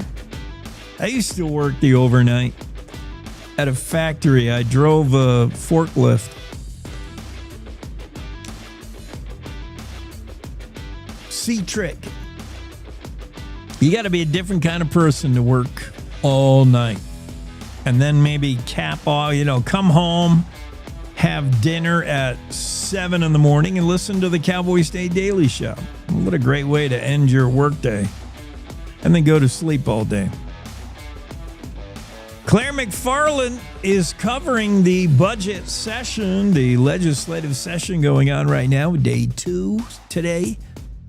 And already a vote on the dismantling of the Business Council. And for now, Wyoming Business Council survives the first step, key step. I thought the Senate would be where the hang-up would be. And it is. I mean, the hang-up being, if it's your intention to do away with the Business Council, defund them, get rid of them altogether, and that seems to be the intent of the Freedom Caucus and those Freedom Caucus aligned in the House. Certainly from the Appropriations Committee vote we saw weeks ago, the intent is to get rid of the Business Council. But how would that play in the Senate, where the Freedom Caucus does not have that stronghold as they do in the House? I thought if this is going to fly, it's got to get through the Senate, and it did not. Monday, vote taken. State Senate voted down a bill that would have purged the Business Council from state law. The vote, 21-10. The agency will still face budget amendment, budget concerns. Remember, the Business Council asked for, I think, some $111 million. And the governor's office, in doing his budget, Governor Gordon, suggested almost having that. I think after it came out of the governor's office, it looked more like $54 million over the next 2 years. So he whittled it almost in half. And from that, Joint Appropriations Committee said, let's whittle that down even some more to like $2 million. And that's just so you can pay to have employees shut the place down. In other words, $2 million to pay for U-Haul to come in and cart all your stuff away. It's over. Well, the Senate didn't go for it. 21-10. That's a 2-1 vote, as the astute mathematician Claire McFarland points out. So for now, Business Council survives, at least at the Senate side. I thought that might be the case. as intent as the House may have been on dismantling Wyoming Business Council, the Senate side has their say and had their say first yesterday. Claire's all over it. Anything that happens down in Cheyenne, you'll hear from Claire McFarland and David Madison as Cowboy State Daily sends 2 reporters to cover the legislative session and a photographer as well. Matt Eidler is there again, always getting great shots on the House floor. I appreciated Matt's photographs of the governor's speech. The governor gave the State of the State address to kick off the session yesterday morning. And I like seeing his photograph, not only of the governor, but others in the photograph. You know, there was one photo where you saw everyone sort of clapping, except for one lawmaker not clapping. I thought it was interesting to see who's wearing a frown, who's paying attention, who looks riveted to the speech, who looks like they're daydreaming, who looks like they'd rather be anywhere else. It's fun to see the photos of the legislative session. And I thank Matt Eidler for bringing that to my eyeballs. Speaking of a speech and walking out, the Supreme Court Justice spoke. Claire McFarland had that. Chief Justice of the Wyoming Supreme Court spoke yesterday, urging the legislature not to revamp the state's courts based on a high court ruling about abortion.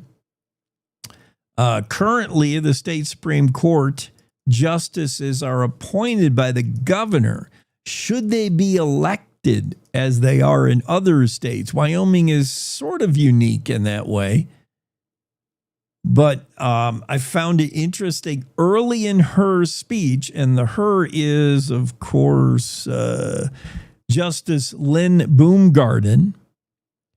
Early in her speech, Claire McFarland noted the Freedom Caucus chair walked out. Ooh, nothing sends a message like that, right? I mean, you can give some faces, you can do all the eye rolls you want. But to actually walk out, that was Representative Rachel Rodriguez Williams, Republican Cody, who is an ardent pro-life legislator and a key sponsor in the now blocked Life is a Human Right Act. Obviously, I would say, didn't like anything the justice had to say. In fact, made it a point to huff out of there. Well, I say huff, walked out. That's, that's not a good look. I don't like it. I mean, we are living in a day and age where we are intolerant of any viewpoint that's not ours, to the point where we can't even talk about it. And we won't even talk about it. And we put our hands over our ears and we just leave. We walked out. That's not adulting, in my opinion. Even if you don't like the message, even if it's not your thing, we get it. When it's your turn to speak, you can tell us how much you hate that argument. But to walk out is not an adult response. That's not how adults act. We listen to that viewpoint. Then when they give us the mic, we say, I didn't like any of that. Take your cue from high school debate. Go watch a high school speech and debate. Those kids have to learn the basics. And hopefully that stays with them if they ever become politicians and lawmakers.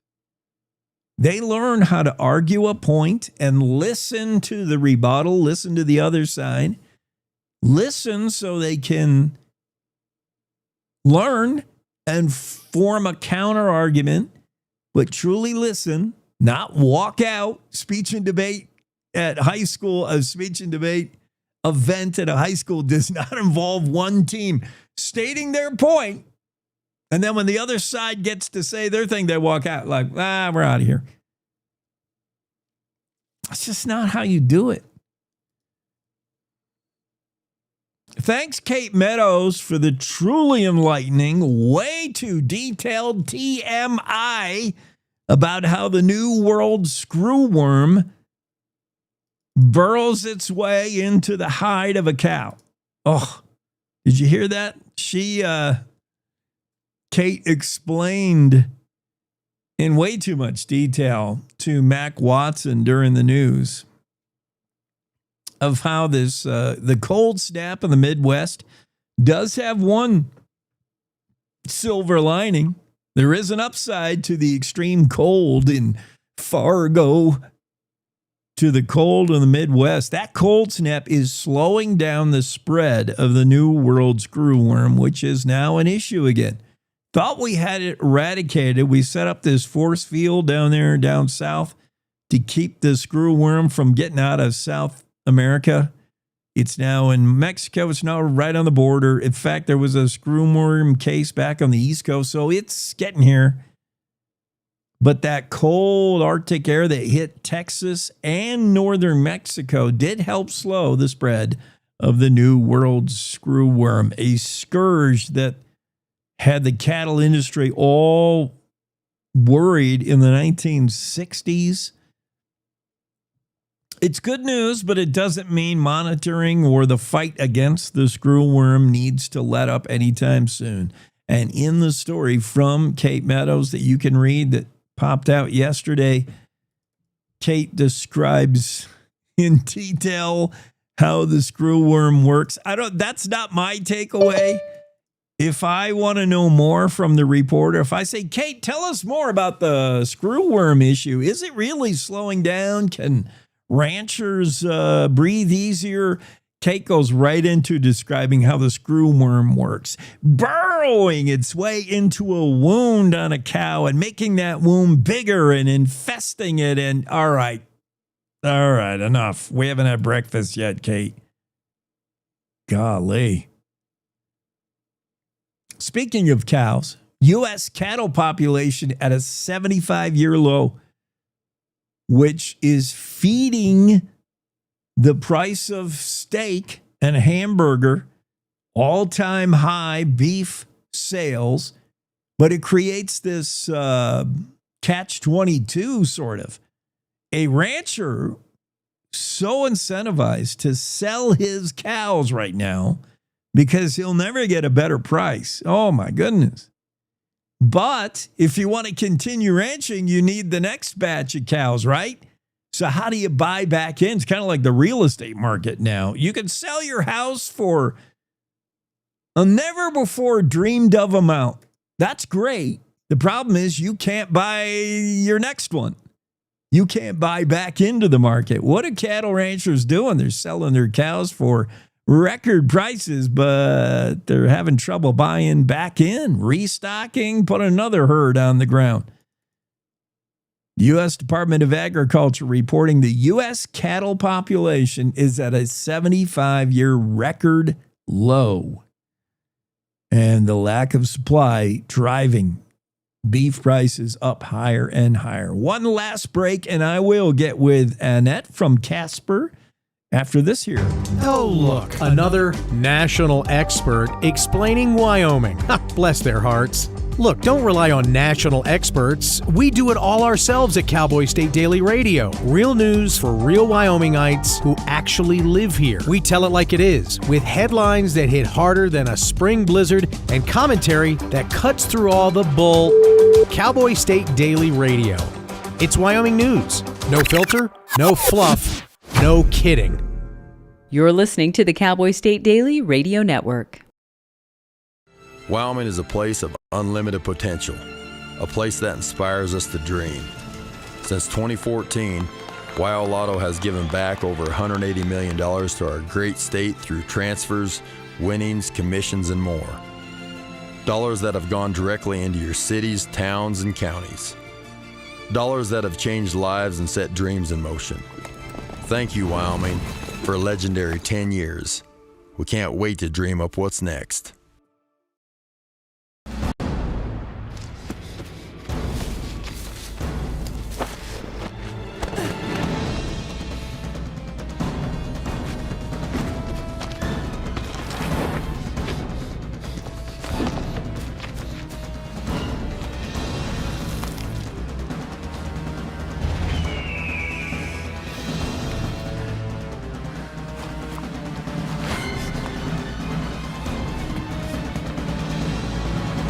the mighty might not see it coming. It's prediabetes, and it captures 1 in 3 adults. You may not even know you have it, but you can escape. Take the 1-minute prediabetes risk test to know where you stand. With early diagnosis, you can change the outcome and prevent or delay type 2 diabetes. Be your own hero on smartphones everywhere at doihaveprediabetes.org. Whether it's our stories, the warmth of our laugh, or our family's secret sauce, we all bring something different to the table. So make some space. The power of connection is waiting right outside your comfort zone. Learn how you can help strengthen your community at belongingbeginswithus.org/teamup.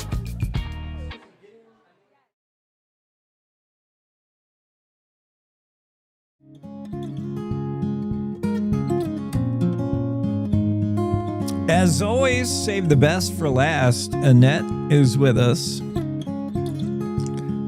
Visit Casper, Annette Pitts. So, Annette, full disclosure. I was, as in past tense, not a huge fan of Casper. For me, the city seemed like it didn't have a vibrant downtown. I was wrong. It didn't seem like a place I would go to enjoy like different foods and great restaurants. Wrong. Everything I had preconceived notion about Casper, every time I visit, it's all been smashed and wrong. And I should have learned from watching the website, which I love. Visit Casper. So many things about your efforts to market Casper to the world that I think are right on the money, including suggesting you got 48 hours in Casper, which, by the way, I do. This weekend, I'll be there 2 days only. Here are things to do. If you just have 2 days, do this, do that. I love everything you're doing, Visit Casper. Who's the genius who's coming up with these ideas? And I like it. I would say we have a fantastic staff here. There's a group of us and everybody brings something different to the table. And I tell you what, I love a conversation where somebody starts out telling me they're wrong.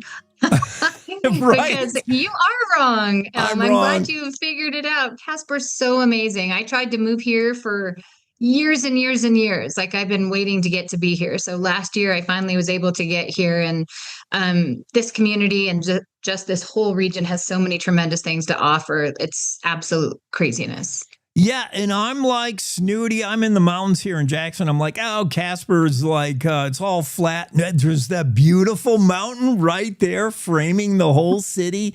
I've been to the M, speaking about like fancy places, events at the, Casper's got a lot going on. It's so cool. But I do want to talk about Hell's Half Acre and any involvement you have in promoting that. Now, you're probably not yet geared up as far as what's on the website to promote it. I've seen a little bit. You can learn a little bit of the history, including obviously Starship Troopers, the movie shot there that when it first came out, I don't think it was recognized for the movie greatness it is. But it has developed such a cult following. People make the trip just to see where they shot this on another planet. Will people make the half-hour drive out there outside of Casper to go see this? Oh, gosh, yeah. People come from all over the world, honestly, to go see Hell's Half Acre. And certainly some of them are movie buffs and they want to see the crazy landscape from the other planet. But people truly come from all over the world. And it's just because there is no place like Hell's Half Acre. And there's a lot of folks out there that are bucket list travelers, and they're very interested. Certainly, like what you mentioned, people that are into movie lore, but there's a lot of folks that are just coming to see incredible photography opportunities. They come because they love the geography, the geology. There's a lid for every pot. And we do get a lot of folks coming to visit the area for sure. Yeah, it's got a little bit of a southern Utah feel, the hoodoos, the red rock. It is really cool. Really, really neat. Bring water if you're there in the summer. It's hot, it's dry, it's a little windy. But it's a fascinating place. I've been there a couple times, and I was there when it just wasn't, it wasn't a tourist attraction. You had to sneak through the chain link fence. I'm glad we now. don't like people to do that. No, I don't advise Not it. safe. But now it's officially official. We got an observation deck. We got the amenities you would expect, including restrooms. I like what's going on there. How did this come about? Was this a lot of work? Because Natrona County owns this, and it's more than a half acre, by the way. It's like 30 something acres. Yeah, this is a big piece of land, and it actually spans both sides of the highways, or both sides of the highway. So it's pretty massive. But how this came to be is before my time, a few years back, there was a group of folks that put their heads together, including folks from Natrona County, that just said, people are coming to this anyway. We need to figure out a way to make it a more memorable and positive experience for people that are coming to check it out. And so folks that were involved in that planning process started looking for grant funding. One of those people is Kelly Estes. He's our film liaison, interestingly enough. He started working on behalf of Visit Casper, with Natrona County and some other, previous staff, and just interested community members, to find grant funding to figure out how can we get a really nice observation deck? How can we start building out a boardwalk? Let's get some nice public restrooms. Those are going to be coming in April, by the way. Interpretive signage, which we're designing right now, which will be in the spring. Just what are the things that we could do right off the bat to make this a more positive experience? And they started that process several years ago. Now, last year, I got here in January and saw kind of all the parts and pieces and, the different strands of the project. And one of those grant funding sources came to us through the Wyoming Office of Tourism, which is fantastic. We had multiple grant funding sources. And there was a deadline. I'm like, guys, we got to figure this out. We got to finish this. Yeah. So hence getting her done, at least phase one. We will, our plan is to do some type of, ribbon cutting-y rollout thing, probably in that first week of May. Is what we're aiming for. And then we'll see what the future holds. But that's the history of how this project came to be. Annette might not be crazy, but she is living in the 5150, and you know what that means. That's code for crazy. Yes, sir. I love that. Oh, my gosh. You know what? I'd say it's code for the smartest people are here. That's what I think it means. I know. It's so gorgeous. And I know you're sitting over there in Jackson and you think you're all that in a bag of chips in Jackson. I also love Jackson, but I will tell you, Casper has all of we've got the beautiful mountains, we've got the wildlife, we've got climbing, hiking, fishing, camping. We've got world-class blue ribbon fisheries in the North Platte River. We also have affordability and cost of living that is manageable. So you started it. Annette never turns off the whole selling thing. Well, here's another thing about it's because I believe it. I'm just speaking the God's honest truth. I really like this also about the website. You can click on a button here called Saddle Up, and they will tailor make your Casper experience to you. For instance, they want to know, are you traveling solo, with a partner, with a family, with a pet? Are you there for business? How long are you there? What inspires you? Do you want to see downtown? Do you want to do indoor activities? Are you interested in shopping, getting outdoors, food and drink? Do you want to visit the museum? You click all these things and they will show you the best Casper. They'll put their best foot forward in Casper. I think what you're doing online is so cool. And it just kind of mirrors the energy I feel when I'm in Casper. I feel like vibrant when I'm there. And I don't know if that was always the case, but it is now. I don't know, but we'll take it. I'm glad that's what you're taking away, because it is a fantastic place, not only to live, but certainly to visit. That's what we're, here to do. And, as somebody who is a recent transplant to the area just over a year ago, I've never met friendlier people in my life. It's wild. It's beautiful. And, we're thrilled to have folks come and pay a visit and, hopefully fall in love with the place. I do hear come about back every year. Yeah, I hear the friendly thing all the time about Wyoming in general, but definitely particularly Casper, Natrona County. So I'm going to be there this weekend. I'm going to watch some basketball games. Jackson's playing Kelly Walsh and Natrona County. Fantastic. Go Bronx, or Trojans, or come on. That's so funny. Well, I'm glad that you're coming. So you're coming to watch sports. You're going to go grab a bite to eat. You know, it's restaurant week right now. Yes. So, yep. There's going to be a lot of really great food being served up, kind of celebrating the history of Wyoming and this 250th anniversary coming up this next year. So you can get a taste of Wyoming at a lot of different places. So go out and plan to eat. Including, I want to go to the barbecue. The best barbecue in every state, according to a website I read like last week, was a barbecue place in Casper. I can't remember the name, but I'm guessing it's HQ Barbecue. I think it was, and I've been there, and I agree. I firmly support this as well. Look, we agreed on something. Yes, it's legit. So tell me, what to do in winter, Casper. If we just had it, let's break it down into seasons. I want to come to Casper in the winter. What are we doing? Nordic skiing, maybe. I can get out and get on the Nordic skis. What else can I do? Well, and every winter is going to be a little different, as you'll probably have heard. We've had quite a warm winter this year. Now, weather is predicted to actually turn into actual winter soon, so that's exciting. We actually do have alpine skiing up on Casper Mountain as well at Hogadon. We have one of the country's only upside down ski resorts where you're starting out in reverse, which is pretty fun. So you can go alpine skiing. If you don't want to do that, like you said, there's Nordic skiing, there's snowshoeing. Casper Mountain is super accessible from town. If you're, you can go fishing in the winter. There's ice fishing out on the reservoir now. It's been warm. Don't go walking on that thin ice right now, y'all. It's not the best time. So we're going to wait for it to get colder before that. But we have got a ton of guided fishing services that you can go out on the North Platte. You can catch blue ribbon, massive fish. It's crazy. Yeah. I'm a horse girl, so I'm out riding, my horse. It's called dress, wear layers.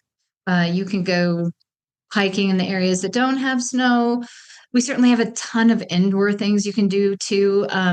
We've got the Tate Geological Museum, which is super cool if you love fossils. We've got incredible art scene. Live performances here is just pretty wild. We've got great performances happening up at the Ford Wyoming Center. There is a tremendous amount of things to do this time of year. Yeah, I love that place. That place is huge. Great concerts in there. I love that place. I've been to rodeos in there, and I'm sure you rodeo a ton in the summer. What do I'm doing in Casper in summer? Oh gosh, yeah. Rodeo for sure. You're going to have, you can choose from the CNFR, the College National Finals Rodeo is a huge thing here. Yeah. Folks coming from all over the world to see that. There's also really cool shopping that goes on right next door too. I mean, they've got a bunch of booths inside the Ford Wyoming Center during CNFR, but if you haven't been to the Wyo Sports Ranch yet, which is right next door, it's incredibly cool facility. And they put together kind of a shopping trade show type thing during CNFR called the Mercantile. So you can literally buy some between those two facilities during that time, like outstanding merch. Yes, I like to shop. Also love to go to the rodeo. We've also got the Central Wyoming Fair and PRCA Rodeo in the summertime, another one that brings people from all over the world. Indian relay races in the fall.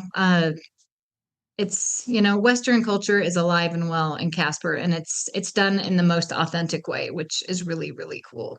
And another great thing about Casper, which you have no control over, it's so centrally located. That's why Casper, I know Cheyenne, the state capital, has plenty going on there, but they're like, that's a 6-7 hour drive for some of them. Casper's right there in the middle of the state, which is why so many conventions, so many like sports championships, so many things just gravitate to Casper. We can all get there in about 3 hours or less. It's quick. It's very, for sure. It's very, very handy. And, on the side of the sports tourism front, I mean, sports is huge in this community. It's a key pillar of our tourism programming.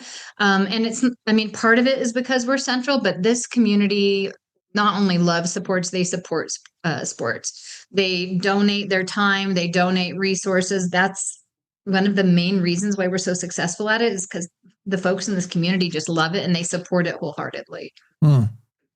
Learn more, visit Casper.com. Like I said, the website is out of this world. It's really cool. I'm so glad. It is honestly, like I've seen a lot of tourism, Chamber of Commerce websites, whatever. Visit Casper.com is a great place to start to plan your visit to Casper. If it's for a week, a weekend, a day, whatever.